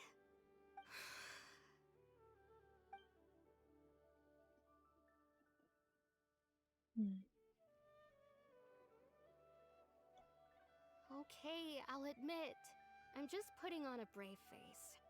I was dumped, wasn't I?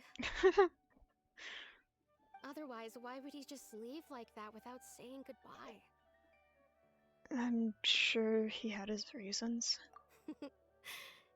You don't need to comfort me. I'll be okay. It's just like Kari Bear said. It's the things we overcome that make life more precious. This dude made a bitch fall in love with him through only memories. He didn't actually exist. Anyway, thanks for all your hard work, you two. I promised I'd help Granny Tahiyat with something, so I should head back. Goodbye. Well, that should be it, right? Everyone's lives can go back to normal now. Oh, right. Weren't you about to tell Paimon what happened after your conversation with Kari Bear? Right. What was it that happened? I can't remember. Huh. Feels like there's something in my pocket. A picture? Where'd that come from? Let Paimon see. You must get along with each other, the two of you.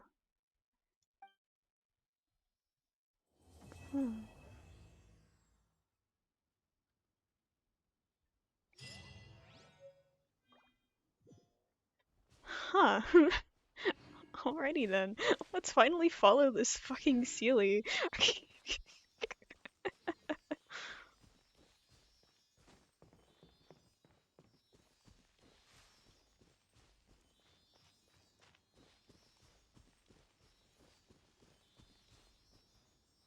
How high up you going, Mr. Sealy?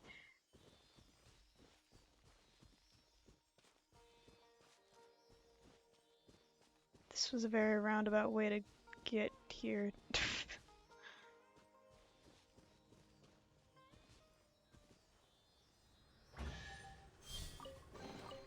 I'll keep this close. Withering zone?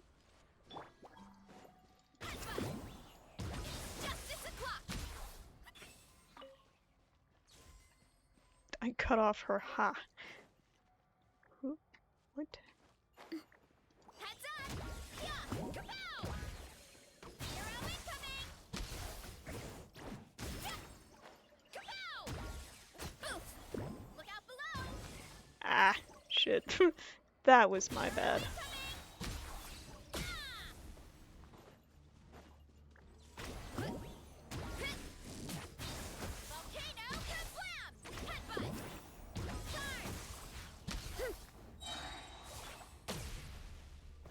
Nice.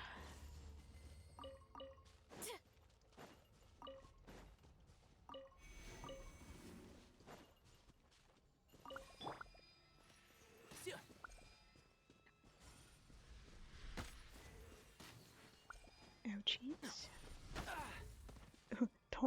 Don't throw me off.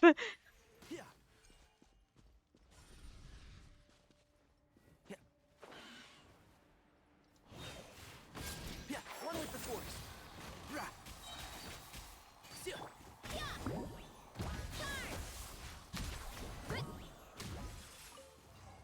Yay!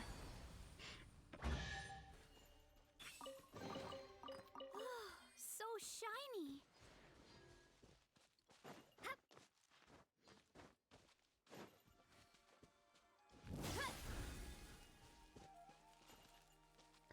I don't think I'll ever remember what those do.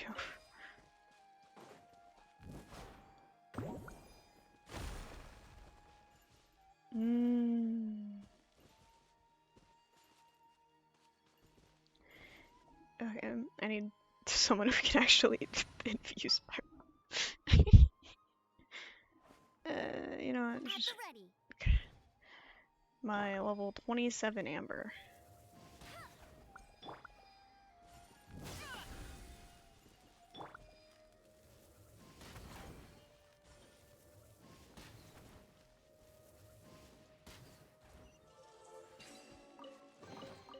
Another target trapped Okay.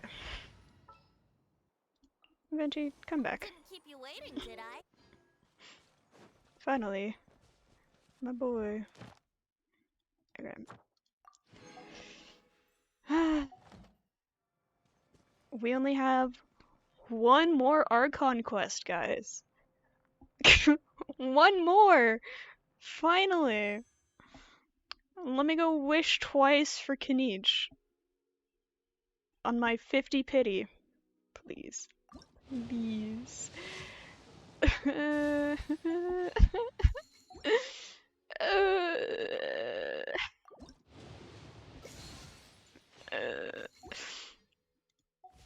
One day. One day.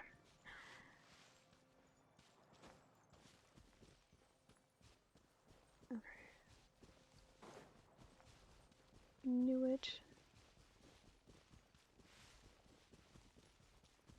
Thought there was another chest up here. Here we go. Headbutt. Hero incoming.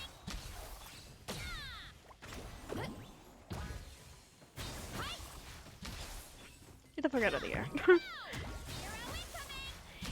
Get the fuck out of here. Headbutt. Charge.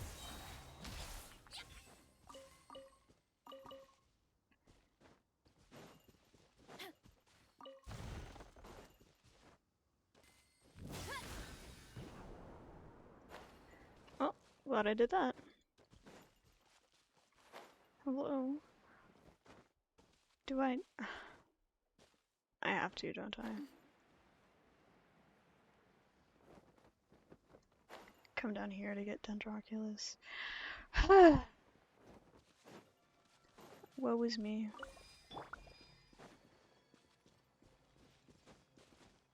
Probably should have waited for my stamina to back up.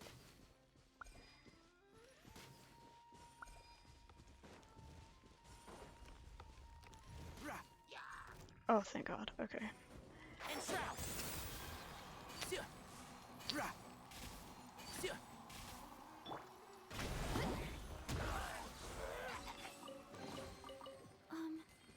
Are these edible? Hooray!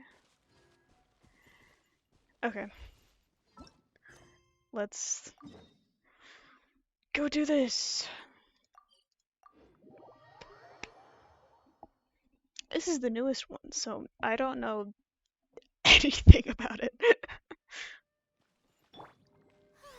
Let's heal. While we can. I haven't been in Mondstadt in a hot minute because I've been avoiding doing this quest.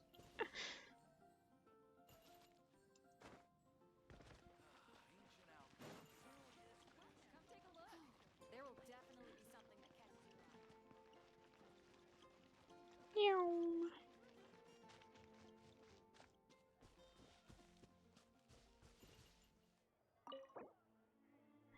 Yep, I I know what I'm doing. I know where I am going.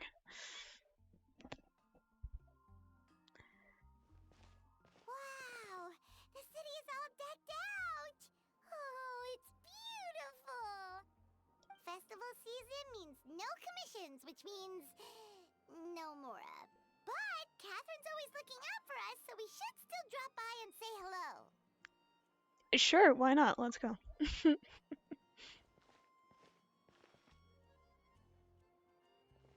Greetings, traveler. Paimon. What's up?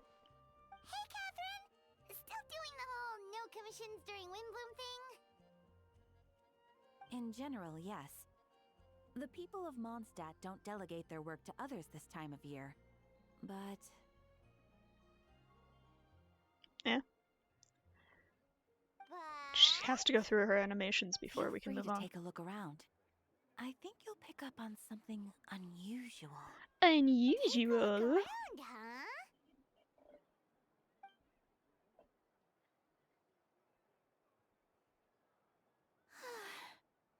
It's finally Windbloom. And here I am ruining Oh, everything. now we're spying on people? I mean, I You're a guess bit it isn't the tired. first No time, big deal. but... Give it some time. how about doing something fun tonight? We could take a stroll or go stargazing. Stargazing? Like we'll find a spot. You know people start reserving places on Star Snatch Cliff the moment the sun goes down. Sorry, I'm just not in the mood. I should go. Whoa! Something's off with Beatrice. She would never give up a chance to talk to Quinn. This is weird. Oh, you're leaving? I can walk you home. He's trying his best. Thank you. I just need some time to myself. Besides, there's still something I need to do. The truth is, Quinn, not long ago, What is it? Is there something wrong? Never mind. It's nothing. Actually, Quinn, I think we should stop seeing each other for now. We're witnessing a breakup, guys. Wait, are you saying we can't be friends anymore? I thought we were best friends. Did you see that? Beatrice ran off without looking back. Oh, we go adventuring in other nations for a bit, and one of Mondstadt's best friendship stories is already over? I can't believe it. Maybe they're just working out the kinks. So, is this what you meant by unusual, Catherine? This is just one example. Beatrice has been feeling down for days. But that's not all. Oh, it's the honorary knight in Paimon. Why do you sound so sad? You don't look so good. I know a knight should be stronger than this, but I haven't been feeling right lately. I just can't focus. I started sleepwalking out of nowhere. Sometimes I'd even wake up in the middle of the night standing in a random location outside. You should see a doctor. I did, but all the tests came back normal. The doctor said I'm fine. Strange. Yeah, I even consulted Miss Barbara at the church, but her conclusion was the same. In any case, she was kind enough to pray to Lord Barbados for me to get better. Is it because I saw something I wasn't meant to see? The fuck did you see? Sorry, this is for me to figure out. It is Windbloom after all. Anyway, I have patrol to finish. Until next time, you two. Uh-huh. Huh. Is it something in the air, maybe?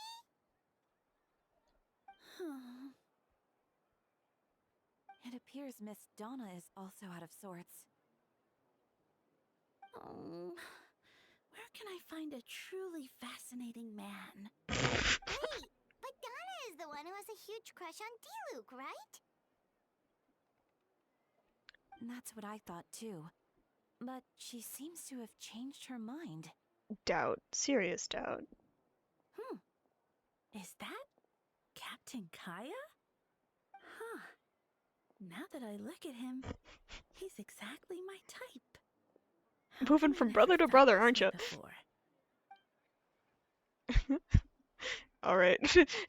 Don't skip through that, please. I have to voice Kaya. I'm flattered, Miss Diona. Although I do wonder whether that was intended for outside ears. Oh, no. Of course not. I forgot sorry, a lot of this Captain. wasn't going to be Just voiced, pretend so... I didn't say anything. And, have a happy Windbloom. I intend to, my dear, but first a question, if you don't mind. Why the sudden change of heart? I was under the impression that Master Diluc was the object of your affections. Good question, Kaya. We're all wondering. So, you knew about that? It's not exactly hard to Well, figure out. Master Diluc came into the city not too long ago, but when I saw him, it was like the butterflies just weren't there anymore. You got too comfortable in your affection. It happens. If I had to compare it to something, it would be like waking up and realizing you're married to a man you don't love. But then I saw you, and it wasn't that something was different about you. I can't really explain it. It was just a feeling. I understand, and I'm flattered I was able to bring back the butterflies, but I do need to see to some business, so I'll take my leave. Oh, here he comes. Well, surprised to see us? Probably not, Paimon. Let's be real. Yeah, not at all. You are the exact two people I've been trying to find. So, Traveler, Paimon, how have you been? All good. How about yourself and the rest of the Knights of Favonius? The answer to that requires a private conversation. Catherine, do you mind? Not at all. Have fun, you three. I'm starting to overheat. I'm going to mute for a second and not go through this story so I can take off my jacket.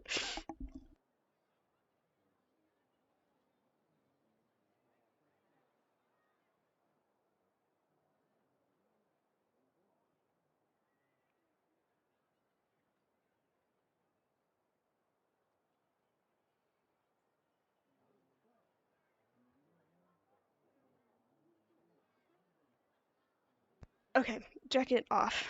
So, you said you were looking for us.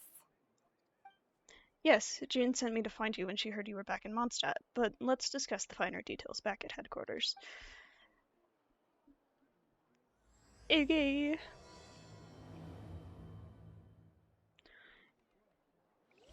Here I go, whisked away, after I just got here.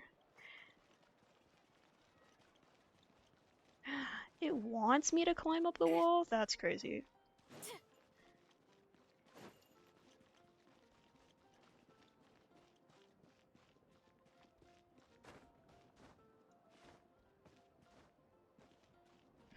If you want me to climb up walls, I will gladly climb up some walls.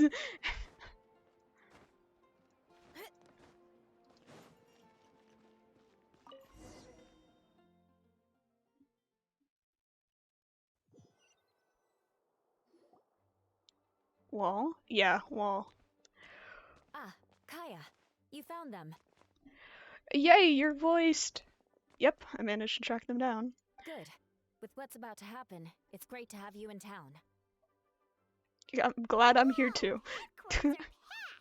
What's going on? This is a good question. Honorary Knight Paimon. Oh, it's an honor to meet you. I believe introductions are in order? Allow me. You have Note, Captain of the Second Company, Scaron, Captain of the Third Company, Eula, Captain of the Fourth Company, and me, of course, Captain of the Ninth Company. Oh, to the window, to the wall. Uh-huh. Thank you for the bits. Oh, you're all captains? That's crazy. That's right. Master Jean is waiting for you inside. She'll explain everything. Okay. Ah, I don't have to walk in there. Dope. Traveler, Paimon, thank you for coming. Is everything alright? There are tons of people outside. Ah, yes, that would be the captains. You know a few of them already, but I'm sure there are some new faces.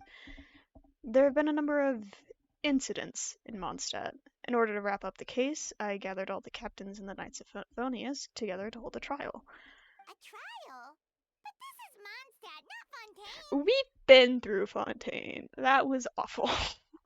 I can understand the confusion. You've never participated in one of our trials before. In truth, we haven't had to conduct one in quite some time.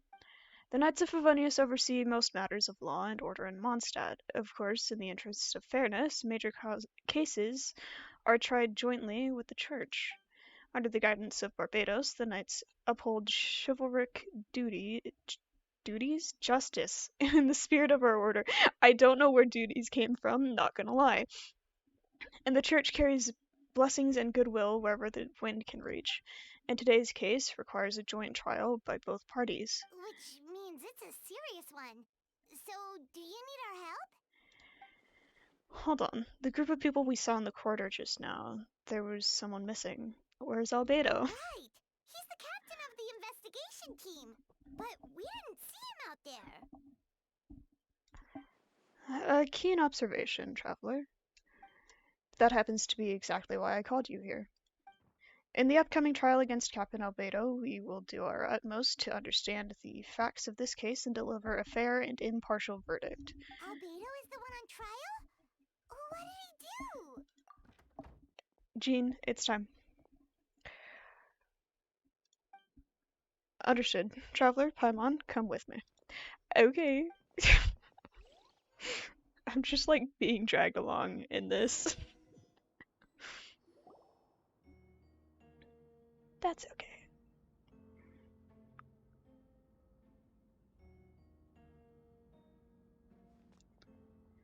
Please sit wherever you like. I only ask that you remain calm no matter what you hear. I need to head over there. Don't worry, the trial will be fair. Okay. Now that everyone is gathered, let us begin. With Grandmaster Varka away from Mondstadt for the time being, I, Jean Gunhilder, will oversee today's proceedings. Mr. Dahlia, Deacon of the Church of Favonius, will serve as assessor. As representatives of our respective organizations, we will ensure a just verdict in this case. Oh, that's a new face. Deacon of the church. Does that mean he works with Barbara and Rosaria? I would assume so. The defendant in today's case is the captain of the investigation team, Albedo. Albedo, what did you do? Certain aspects of this case are classified, and it remains uncertain whether the alleged victims are citizens of Mondstadt. As such, this trial is not open to the public. The identities of the victims are still unknown? Strange. If guilt is established in this case, all facts will be made public after the final verdict is delivered. Now, the captain of the logistics company, Miss Hertha, will represent the charges. The court appoints Mr. Kaya to speak on Mr. Albedo's half. Are both parties ready to proceed? Yes. Ready to proceed. Miss Hertha, the floor is yours. Prior to this trial, the Knights Thank of God. Favonius, in conjunction with the church, launched an investigation into Mr. Albedo for suspected murder and unlawful disposal of human remains. Damn. Murder?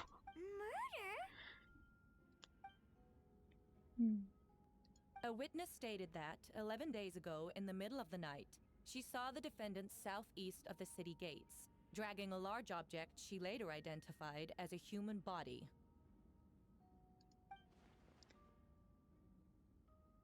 No. There's no way! We now call that witness to the stand. Beatrice, please tell us what you saw. Ah, no wonder. Beatrice, so is that what she was trying to tell Quinn earlier? Well, I was out late that night on business. And when I came back, I saw someone in the moonlight that looked like Mr. Albedo. He was dragging a huge bag of some kind. I thought it was strange, so I followed him. Then, there was a sudden flash of golden light. The bag opened, and inside there was a body. Mr. Albedo's vision allows him to manipulate the ground with ease. So he buried it, and then removed any traces on the ground. Before he left, it seemed like he looked in my direction. Maybe it was just my imagination, but I was terrified, thinking he might kill me too. Luckily, he didn't see me. Uh-huh. I now turn to the defendant. Describe your whereabouts that night. I was working in my office on the second floor of the Knights of Favonius headquarters. That's right. The next day, the defendant submitted his latest environmental report on the Dragon's Mine region. Considering the length of the text, it must have taken a considerable amount of time to finish. Can anyone attest to the fact that the defendant was working in his office that night? No. Then the length of the report is not a sufficient alibi. It's just information. This isn't looking good. That was not the voice I expected from that character. If the crime did occur as you described, then what about the body? You mentioned the joint investigation. Well, was the body recovered? Not yet. In other words, you dug up the location Miss Beatrice described and found nothing. You don't find that suspicious? I know what I saw. Do you now? I'm telling the truth, Miss Hertha, I swear. Also, didn't you say that speaking out would help protect the people of Mondstadt? Otherwise, I'd never put myself out here like this. You're doing the right thing. Besides, the investigation wasn't fruitless. A single man's shoe and a torn piece of fabric were found in the bushes near the crime scene. The same location the witness described. If no crime occurred, then is all this just a coincidence? And yet no victim has been identified, correct? It's true. No one has been reported missing. However, Miss Beatrice harbors no ill will toward the defendant. Her testimony clearly points to a crime, and she has no reason to lie. Does the defendant wish to say anything in response? You may believe otherwise, Miss Hertha, but I did not kill a single person. As a knight and the captain of the investigation team, I have a duty to protect Mondstadt and its people. You accuse me of murder, but there's no body or motive. The defendant raises an important point. Motive. Yet, I must be frank, not all murders are premeditated. All of them still have a motive, can though. Also have unforeseen consequences. Nevertheless, I don't intend to prosecute this case on circumstantial evidence alone, which brings me to the second charge against Mr. Albedo. Second charge? Please proceed. 7 days ago, at dawn, a witness saw the defendant dispose of the body of an adult male in the area between Dragonspine and Dawn Winery. I now call the second witness to the stand. Second witness? Penelope Kenny? Hi, thank you for the follow. Wait,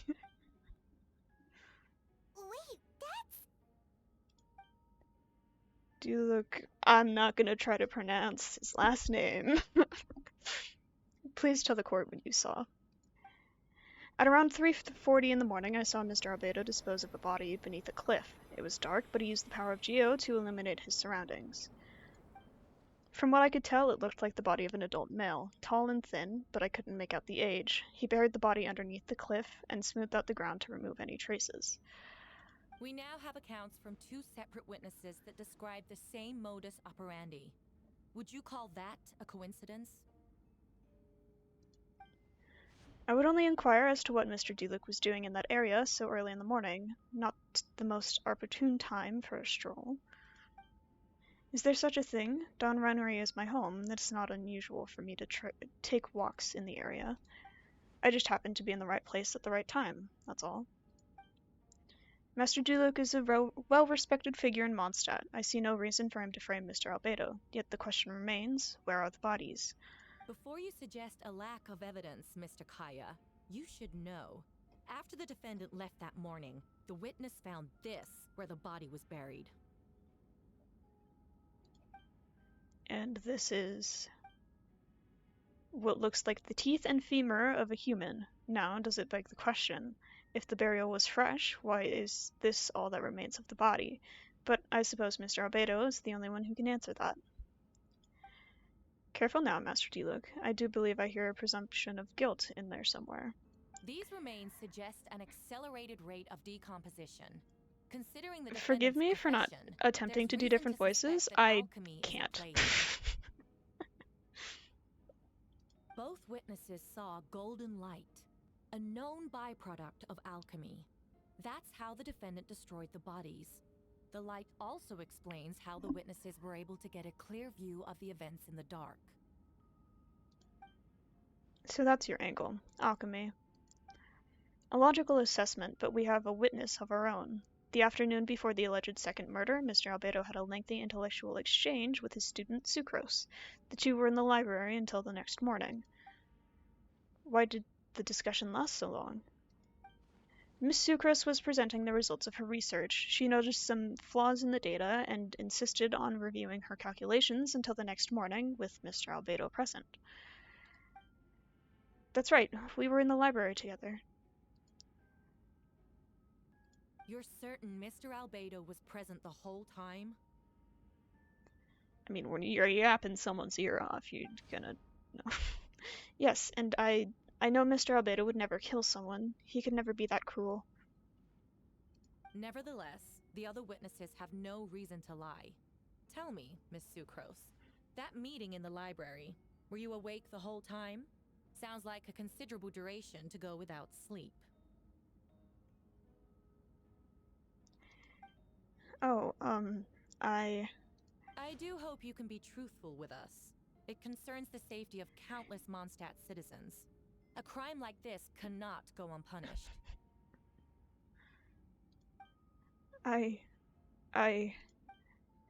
I'll take it from here. During our meeting, Sucrose did fall asleep not long after midnight. It's alright, Sucrose. You don't have to lie for me. This is a sacred place of judgment. The truth is paramount. Mr. Albedo, I see. Then I'm afraid your alibi cannot be substantiated. Do you understand? Yes, I know claiming innocence without proof isn't enough. But the prosecution's argument has its own holes. There's been no mention of a motive or what exact method could reduce a human body to those remains. No conclusive evidence of guilt. But the witness accounts do match to an extent that can't be dismissed. This is a tricky one. Uh-huh. Allow me to submit another piece of evidence. The investigators intercepted one of Mr. Albedo's correspondences. I will now read the pertinent parts to the court. A correspondence. Oh no, that envelope does look like that belongs to Mr. Albedo. I have never abandoned the subject of human research. In fact, delving deeper into Dragonspine has led me to realize that the concept of life could be further expanded and transformed into that of birth. The mystery of human birth is often linked to death. As such, death is the most suitable material for the creation of new life. To that end, we must engage in a process of putrefaction and refinement. Putrefaction and refinement. Is that in reference to an alchemical process? The letter continues. Experimental trials have been carried out in the northwestern part of Dragonspine, and the area southeast of Mondstadt's main gate. The data is as expected. Just as you endeavored to do, I too shall take up the path of creation, and break through current limitations to reach a new realm of living beings. I trust the investigators have confirmed this to be the defendant's handwriting, and that the letter makes more than passing mention of putrefaction and refinement. Correct. Not to mention, the locations indicated in the letter match both crime scenes. What more can we trust than the defendant's own words? No, it can't be true. I can't believe it. A guilty verdict cannot be delivered without sufficient evidence. In order to protect all parties involved, that is what our principles demand. My original assessment was that we lacked said evidence. But now, it seems the only remaining questions are the identities of the victims, and the specific alchemical process used in this case. Huh. Then we are in agreement. The evidence is conclusive on the charges of murder and unlawful disposal of human remains. The court finds the defendant guilty. The people in attendance appear shocked. No one can believe a kind and well-mannered person like Albedo could commit such a crime. Jean stipulates that those unsatisfied with the verdict will have time to submit an objection or appeal, but most appear hopeless in this moment. As you watch Albedo being taken back to headquarters, you get a strange feeling that something hidden is about to come to light. It all comes back to the letter, a secret that you and Albedo know all too well, but the people of Mondstadt have yet to discover. Why would Albedo do something like that? Oh, this has to be a nightmare. Albedo told me his secret once, that he was a synthetic human created through alchemy. Could that have something to do with this case? But what? Following in Rhindaughter's footsteps just because he's an alchemical creation? That could only make him more suspicious. Well, this took a turn for the worse. Rosaria! Oh, when did you get here? I've been here the whole time. I happen to have a message to pass along. For us? Yes, you're needed at Star Snatch Cliff. He's waiting for you there. Who is he? You'll know when you get there. Come, go on now. Time is like the wind. It waits for no one. Okay.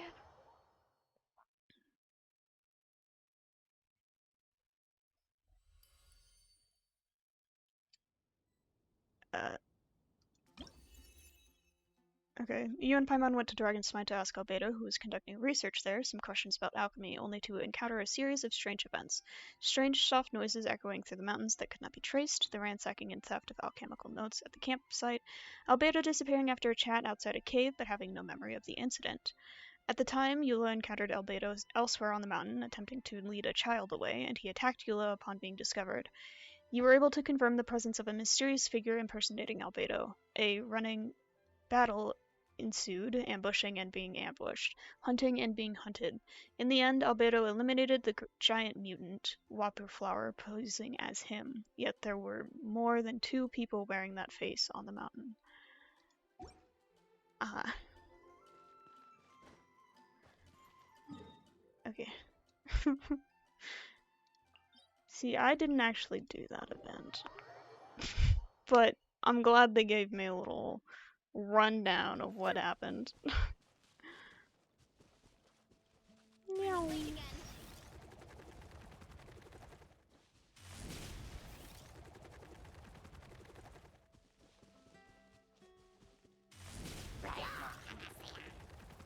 Nope, I'm running away.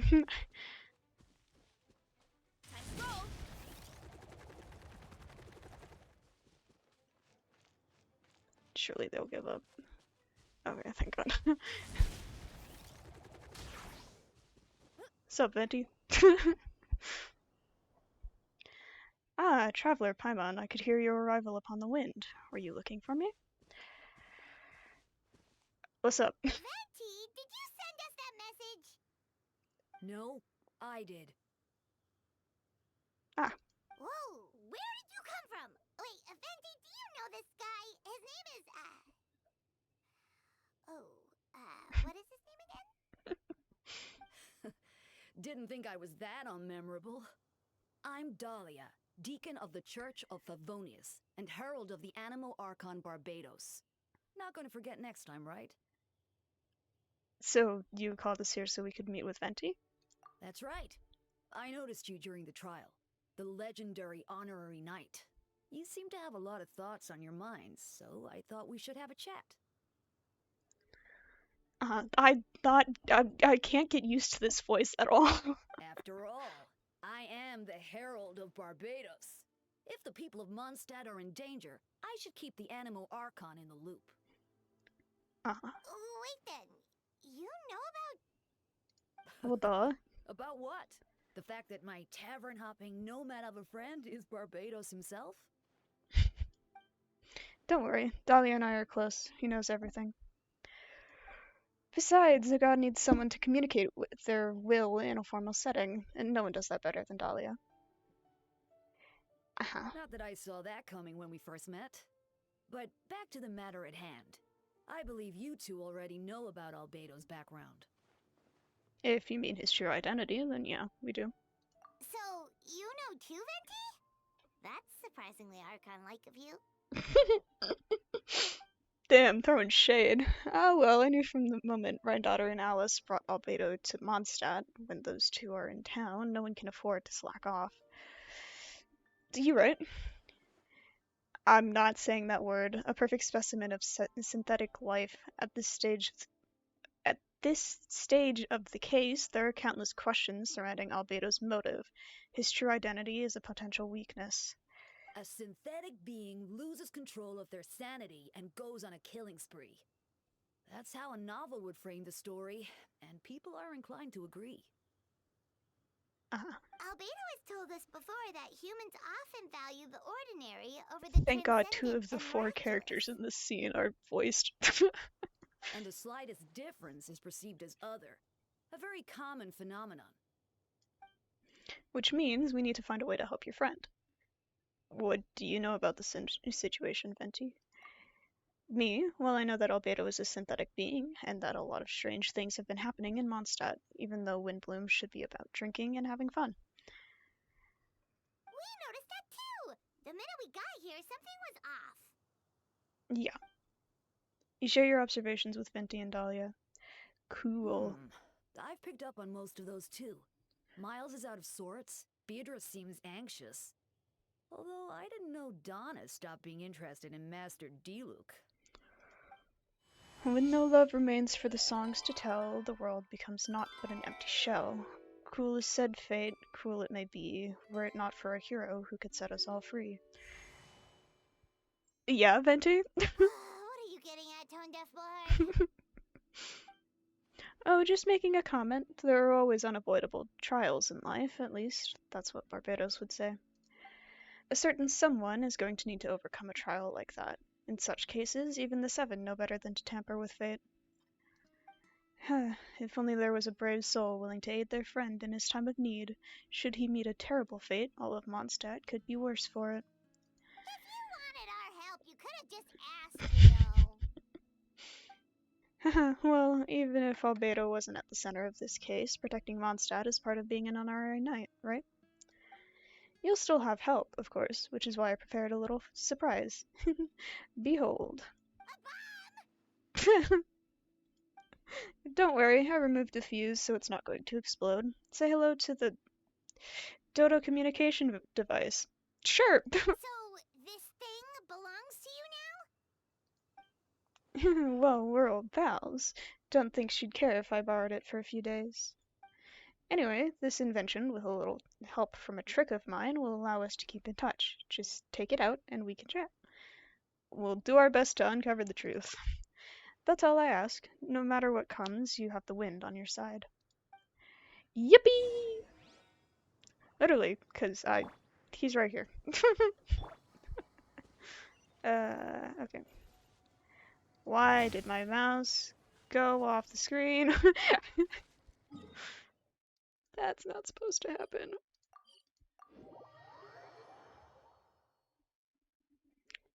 Alright.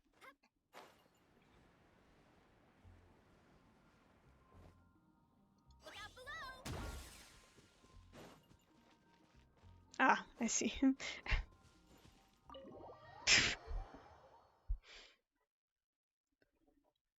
There was a little guy.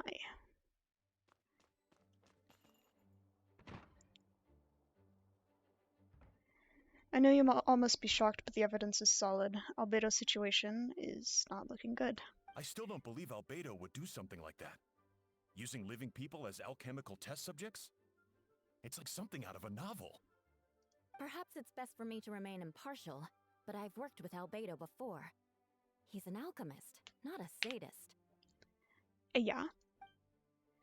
This version of events is as hard for me to accept as anyone, but Farka once said Albedo is very different from the rest of us. Perhaps there are things we still need to learn about him. Let's see what Albedo has to say for himself first. Would you mind giving me a moment, everyone? A private matter requires my attention. Hey, Jean!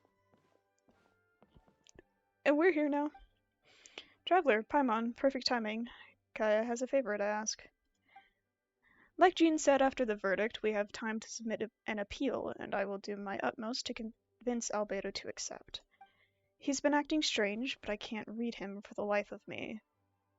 But I need you two to start investigating the case. Investigate the case? Yes, it's also time for you to get involved. Do you want us to join the joint investigation? Are you sure? We're just adventurers, after all. As well as honoring members of the Knights of Favonius and Albedo's friends, Kaya and I have an official involvement in this case. We need a pair of fresh eyes. I know it's against the spirit of the season to task you with this, but Albedo is a trusted member of our ranks. We owe him the benefit of the doubt. Understood. I'll look into the case on my own. I know you'll get to the bottom of this, Traveler. You've never failed us in our time of need. But what if the accusations turn out to be true? Well then, womp womp. Then you will have done Mondstadt a great service all the same. I'm expecting a retrial. Until then, you're welcome to have a look around Albedo's office on the second floor. I'm counting on you. Yippee! Second floor!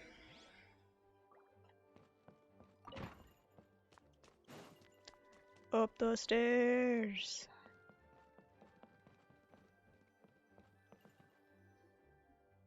Wait, Captain Kaya! Surely I can't just... These two are here in Jean's orders. She asked them to investigate Albedo's office. Oh, in that case, head on in. Yippee!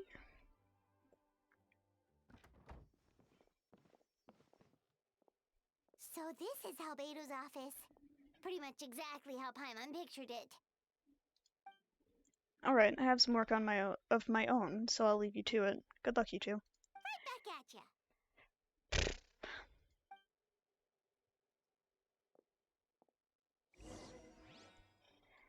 Yuki. Alright, let's see what we can find. There's a stack of books on the desk, mostly relating to alchemy, environmental science, and life science. Some of the pages have been marked with alchemical symbols, and others have S-shaped or triangular symbols drawn on them. Any potential meaning is unclear. Wow, these books are so fancy! Albedo must have gone to great lengths to get them. Sure. After moving the book, the desk looks almost empty. Your hand slipped while moving the book, causing the hardcover book to strike the desk. The resulting noise is a bit unusual. It's subtle, but to an experienced adventurer, it sounds too hollow, almost like there's a compartment within the desk. Wait, Yep. it looks like there's a hidden compartment under the desk. There does appear to be a compartment added to one side of the desk. It was very well hidden. The lock mechanism is complex and seems to involve elemental power in some way. Perhaps you could try using the power of Geo. Iggy. The hidden compartment opens. Inside lies a piece of paper with more information. I guess the only other Geo character in Mondstadt is Noelle, and why would Noelle be in his office? Festering is also a manifestation of rot. When festering forces and a sufficient amount of life energy collide, the two will repel each other, triggering a powerful side effect. When I tested this in an alchemical experiment, the results of the refinement were startling. Breaking through the shackles of life, the simulation of the Blank Project, I must take advantage of this opportunity. The name of the project is blotted out in ink. What could it be? That's something, that's for sure. The note mentioned festering forces, which suggests that Dragonspine could be involved somehow. If this has something to do with creating synthetic life, would Albedo go that far for one of his experiments? No, that can't be.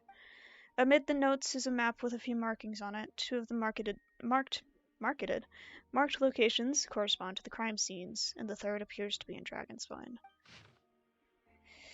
Okay.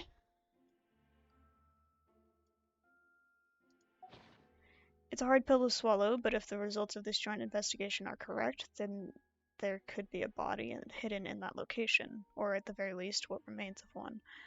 Huh. What does this mean? Oh, do you think something might also be buried at the last location? Alright, that seems to be it for this place. Yep.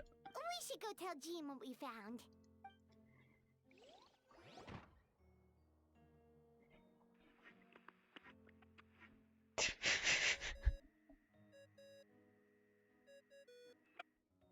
Oh, Venti's calling! Let's answer!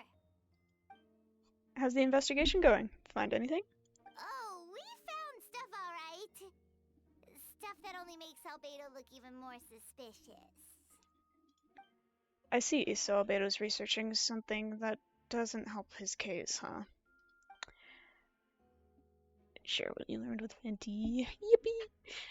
Not promising. We should be grateful Albedo's true identity remains hidden. If it gets out that he's one of Rhindaughter's creations, there'd be no point separating him from her past.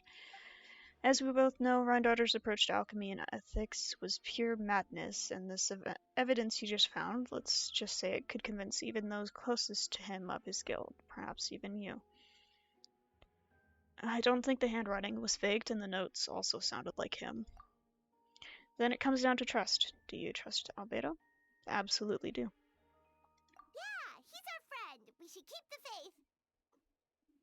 And if he really is the culprit, he must have had a reason, right? Maybe he's just not allowed to talk about it. Yeah, that must be it.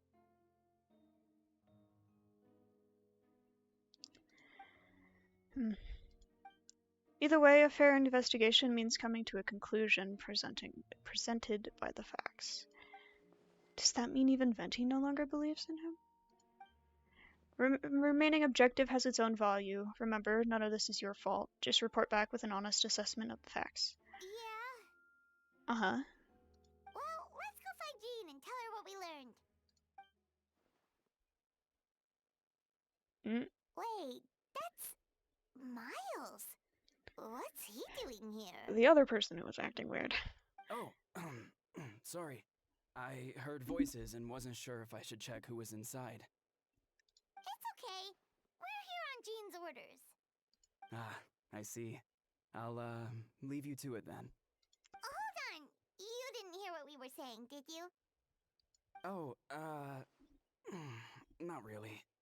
Nothing that made sense anyway. Well, do us a favor and just forget anything you might have heard, okay? Oh, sure. You got it. That map we found in the hidden compartment seems important. We should check Why out did the marked door shut? locations. Why did the door shut? That's what I want to know.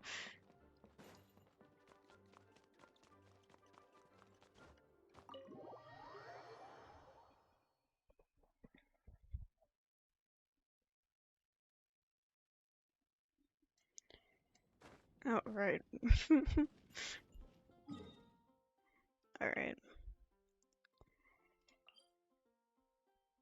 That's probably the best way to get there, right? Unless it's in the dragon corpse. Look at this stuff.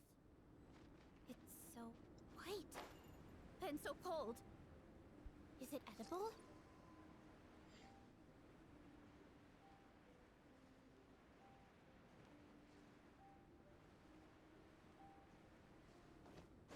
We should be getting close. Although everything is covered in snow as a seasoned adventurer, you notice a spot on the ground that looks quite different from its surroundings. You remove the snow and find a sizable hole underneath, large enough to fit a human body. But the hole is completely empty, and the surrounding markings make it look like something was dug up. Did an animal do this? Or some monster? Weird. There's a hole, but no body. The prosecution's argument is that Albedo used alchemy to destroy the bodies. But this location is different from the other two. Why not fill the hole? Or smooth out the ground like the other places? If one person did all this, why not remove the traces like the others? And if Albedo isn't the one responsible, why was this location marked in his notes? Ba, ba, ba, ba, ba.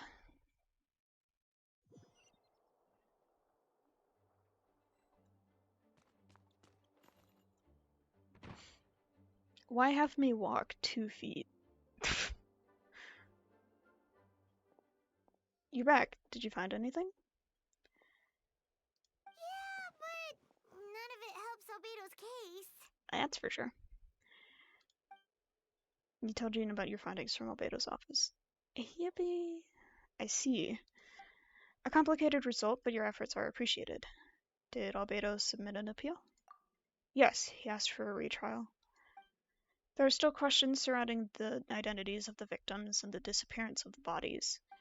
The minimal remains that were uncovered have been sent for forensic analysis, which should provide some answers. It's just... What's wrong? If the victims turn out to be Mondstadt citizens, the situation becomes all the more serious. The second trial would likely have to be opened to the public. And I doubt public sentiment will be in Albedo's favor. Yeah, not when the charges are so serious. Uh-huh. The second trial is set to take place in 2 days. I hope you consider attending this one as well. Of course, we'll be there. In the meantime, we should all just stay positive. Well said. When the time comes, I'll carry out my duty to the best of my ability.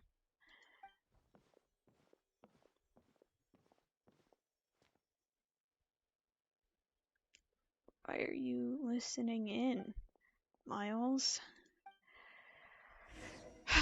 What the fuck are you doing, sir? Wait until 2 days later. I can do that. After I get these. Give me my primos. Okay. 2 days.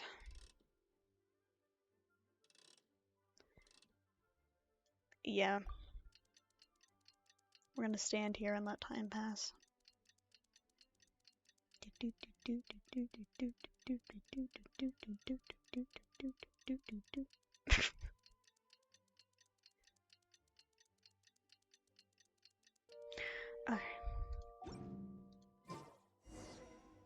should meet up with Jean. It's about time for the second trial.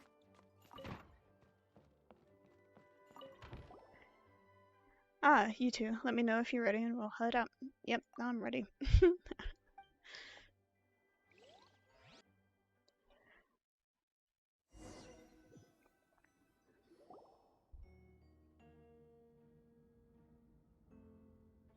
Ladies and gentlemen, we now convene for the second trial against Mr. Albedo. I, Jean, will once again oversee the proceedings. Representatives on both sides remained unchanged, and Mr. Dahlia will continue to serve as assessor. Ms. Hertha represents the prosecution, and Mr. Kaya speaks on behalf of the defense. The defendant in this case is Mr. Albedo, captain of the investigation team. With that, I now bring this trial to order.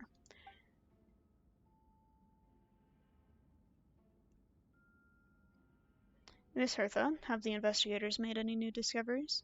Yes. We sent the teeth and the femur bone found at the scene to the church's medical office, and were able to conclude that these are, in fact, human remains. In addition, the investigators were able to identify several Mondstadt citizens who appear to have been missing for quite some time. Forensic analysis of the remains allowed us to pinpoint the age and gender of the deceased. Interestingly, one of the missing individuals matches that profile to a T. The medical office couldn't spare the personnel, so Miss Rosaria is here to present the results to the court. Henselman, male, 46 years old. Marital status, single. Occupation, hunter. Consistent with the conclusion of the last trial, his disappearance went unreported, likely due to his lack of relatives. In addition, medical records show that he sustained a mechanism-related injury to his leg 3 years ago. The damage on the femur bone Mr. Deluc found is consistent with such an injury. Therefore, we can conclude that one of the victims in this case is Hanselman. A specialized technique was likely used to accelerate the rate of decomposition. Is it reasonable to assume this technique to be alchemical in nature? Alchemical or magical, both are possible. Thank you for your testimony. The identity of one of the victims is now confirmed. But what about the defendant's motive? Considering what he wrote in the letter, we can deduce that the defendant needed subjects for an alchemy experiment. Who better than individuals whose disappearance would go unnoticed? In other words, he sacrificed the good people of Mondstadt for his own gain. A truly vile act. In addition, another witness has agreed to testify. Miss Donna, if you would. Another one, huh? Wait, Donna from the flower shop? I'm sorry it took so long for me to come forward. But the night Master Deluc saw Mr. Albedo, I was there too. I was camping with a friend and we decided to stop near Dragonspine. I couldn't really get comfortable that night, so around dawn, I decided Finally to go here, for free a from walk. work. Welcome, Red. And that's when I saw Master Diluc. I thought it might be nice to, chat. So I headed in his direction, and then I saw it. Someone at the bottom of the cliff was getting rid of a body. I was terrified the person might see me. Even after I fled, I couldn't shake that fear. And I started to wish I never had a crush on Master Diluc in the first place. If I hadn't wanted to talk to him, I would never have been in that situation. Well, I didn't want to come forward because I was scared. But Miss Hertha convinced me it was the right thing to do. I'm sorry it took me so long. I see. Just stepping forward was brave enough, Miss Donna.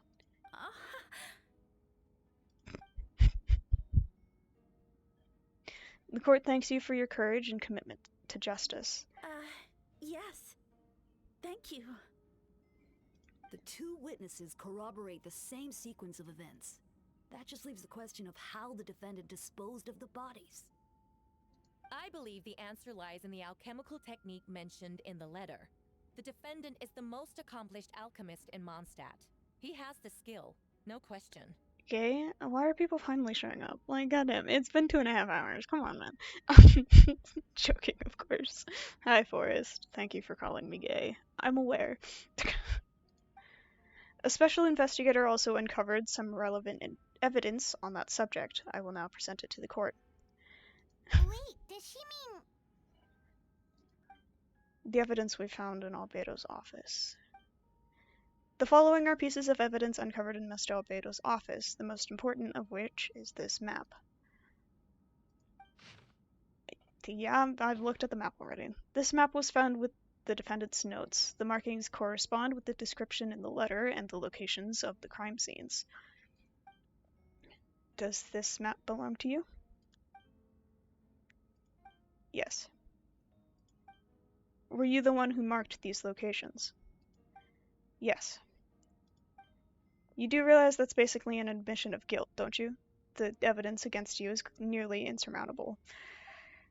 No. Since you uncovered that compartment, I might as well expound on the matter. We have witnesses and physical evidence. What could you possibly say in your defense? Can you just let the man speak? Goddamn.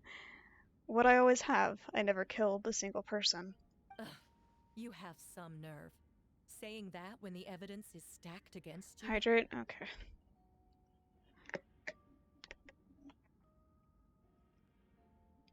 I suppose it's probably a good thing to do. I am reading a lot more now.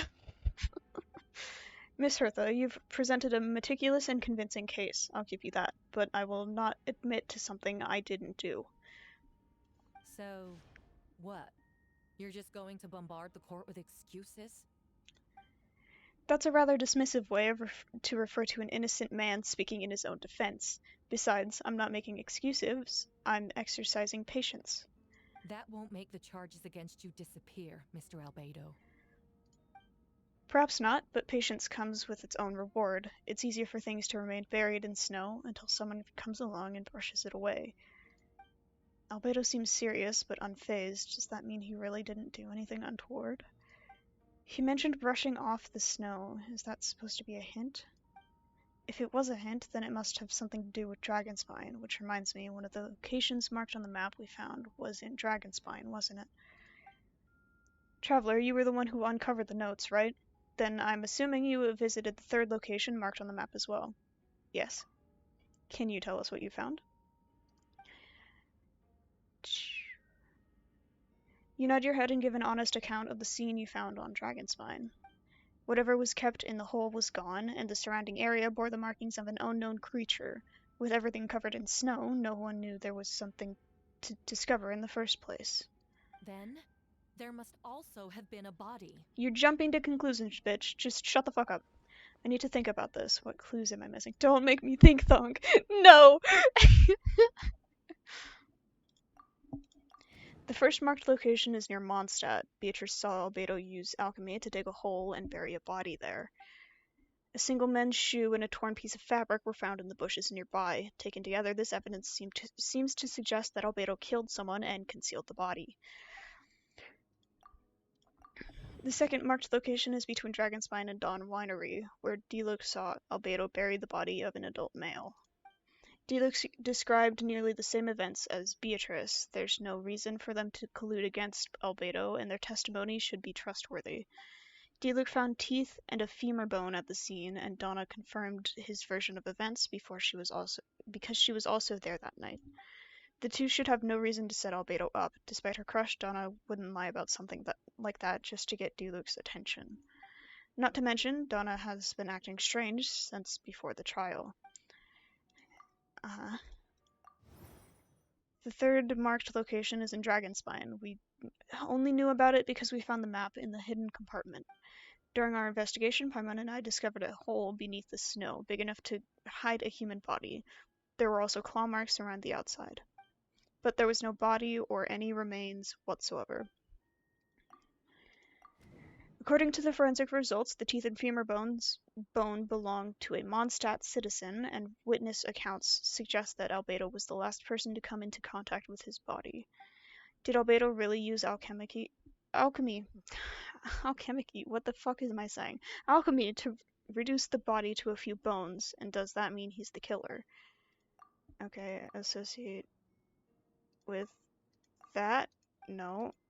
That? Sure. Albedo marked these three locations on the map found in the hidden compartment. There are some similarities and differences between them. Based on what we know, all three locations were likely used to hide bodies. The holes dug in each area certainly seem big enough. But unlike the first two locations, there were claw marks around the hole in the third location, and no witnesses saw anything happen there. Dragonspine is home to all manner of monsters and wild animals. Could some kind of creature have dug up the body? But why wasn't that the case in the other locations? The marks didn't look fresh, which means the hole at the third location has been there longer than the other two. But if the hole at the third location wasn't made around the same time, does that mean it's connected to its separate incident? Most people know Albedo as an alchemist and the captain of the investigation team, but in truth he's I'm not saying that word, a synthetic human created by one of the five sinners, Gold Rhindaughter. Albedo is steadfast, intelligent, and treats everyone with kindness and respect. I think most people would agree with that assessment. He's also a calculated thinker. It's fair to say that if he did commit a crime, it would likely be well concealed. Up until now, Albedo has never displayed any ill will toward humanity, and he also still seems like his normal self. As his friend, I shouldn't reveal the truth about his identity. That would only make things worse for him. Yeah.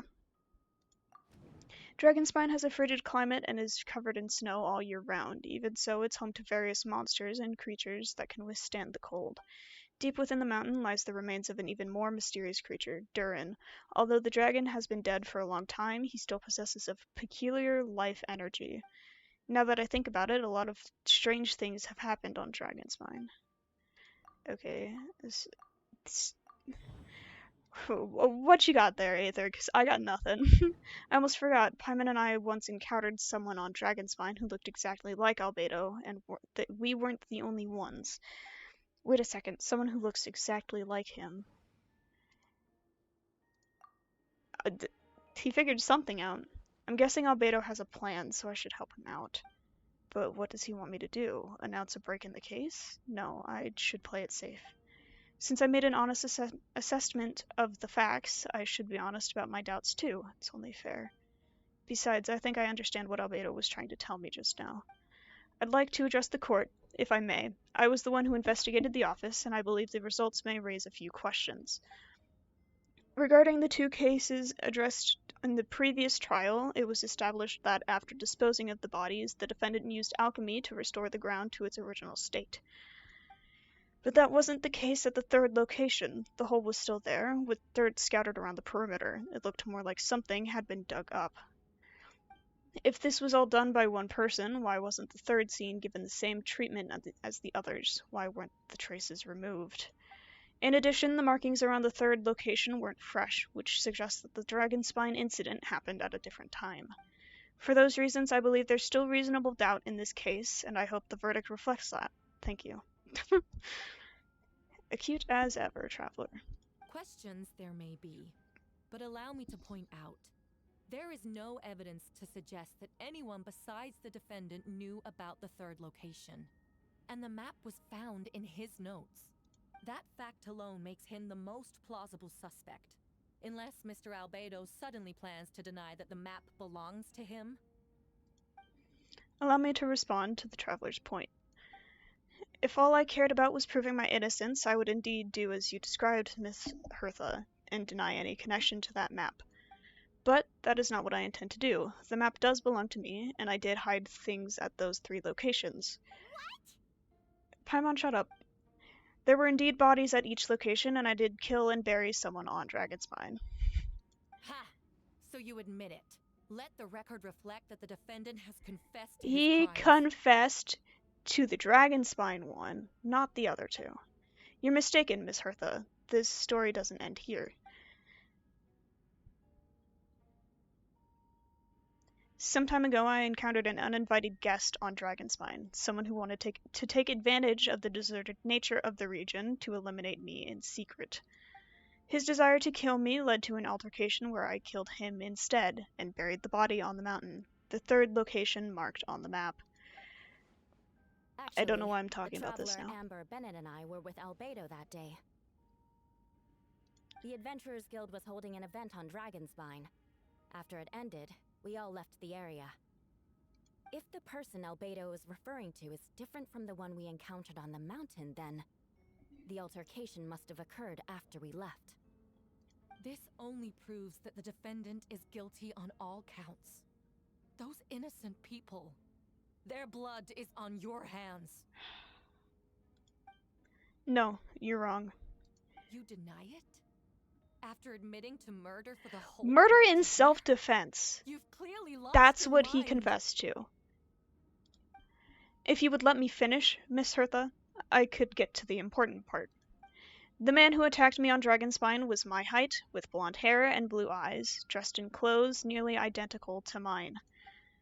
So, someone who happens to look exactly like you?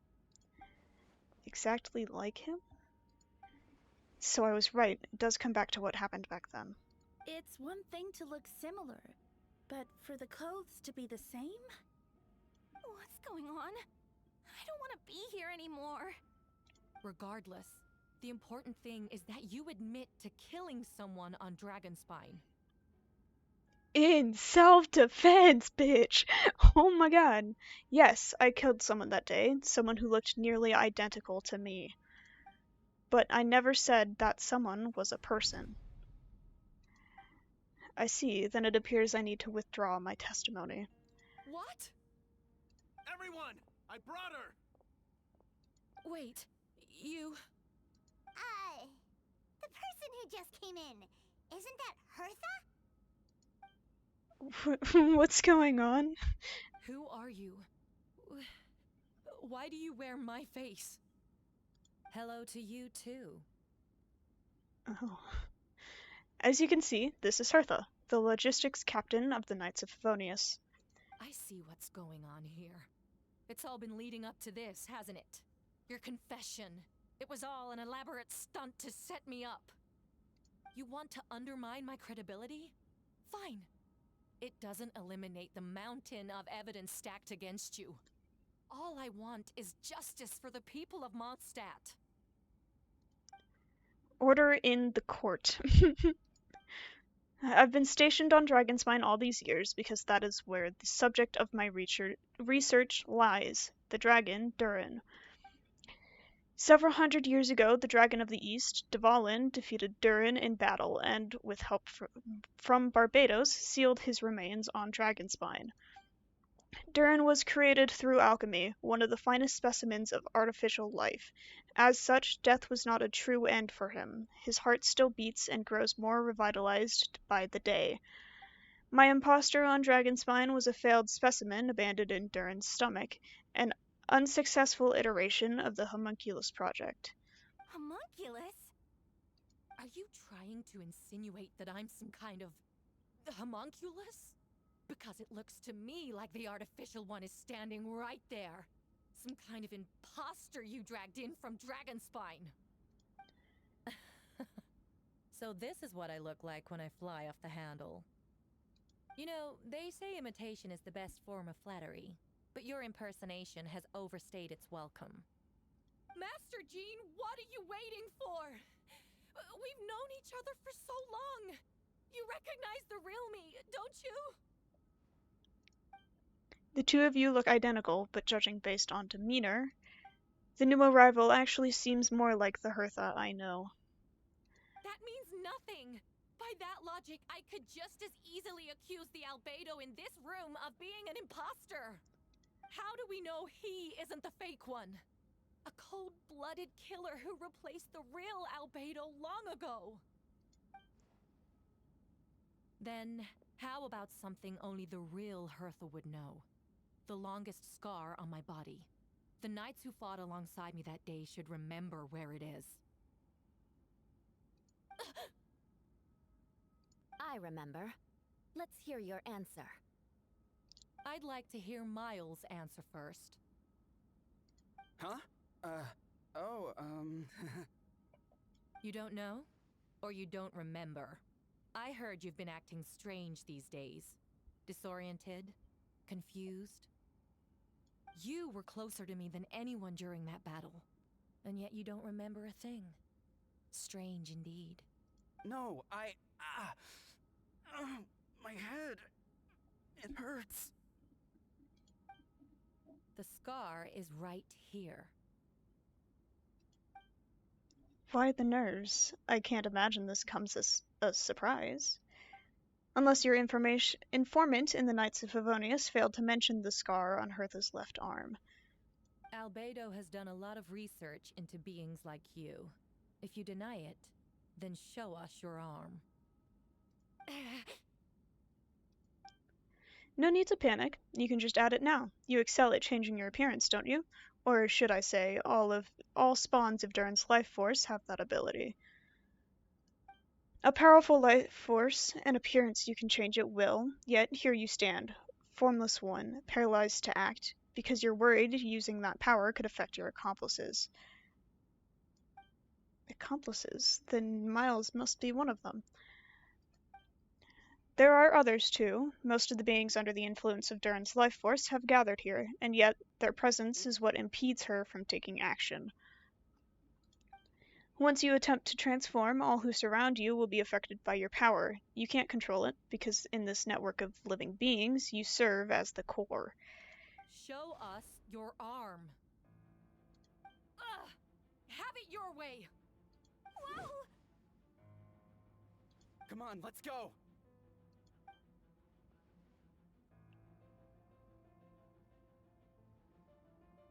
Hey! They're shielding the imposter!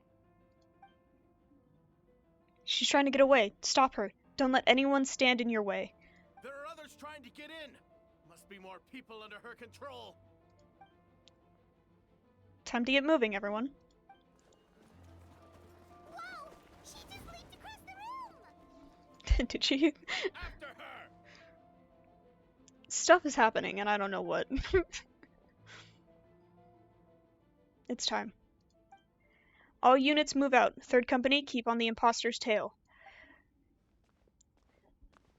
We finally have a chance to talk, but before I explain the events of the past few days, I'd like to make a few things clear.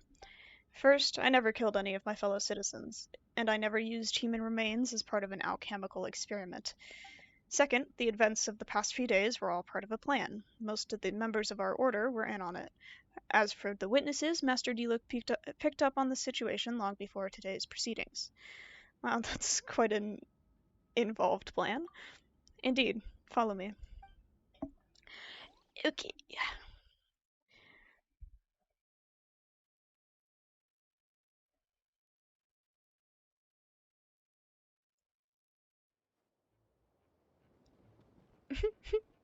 That took a bit to load in. What? How are there monsters in the city? There are all monsters from Dragonspine. An attack is imminent, but fear not, we've been preparing for this. We've been monitoring the resurgence in Duran's life force. Its festering nature agitated these monsters. We knew it was only a matter of time before they advanced on Mondstadt. And so we made preparations for an inevitable battle. I was hoping you two could join me and provide assistance in the battle to come. Of course. Where's our first stop? The top of the city wall. Okay.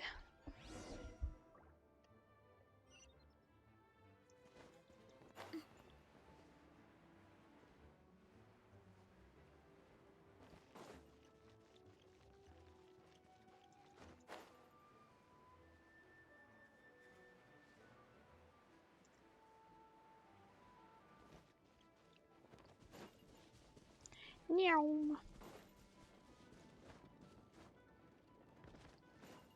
Oh, hey Venti. Hey, Venti!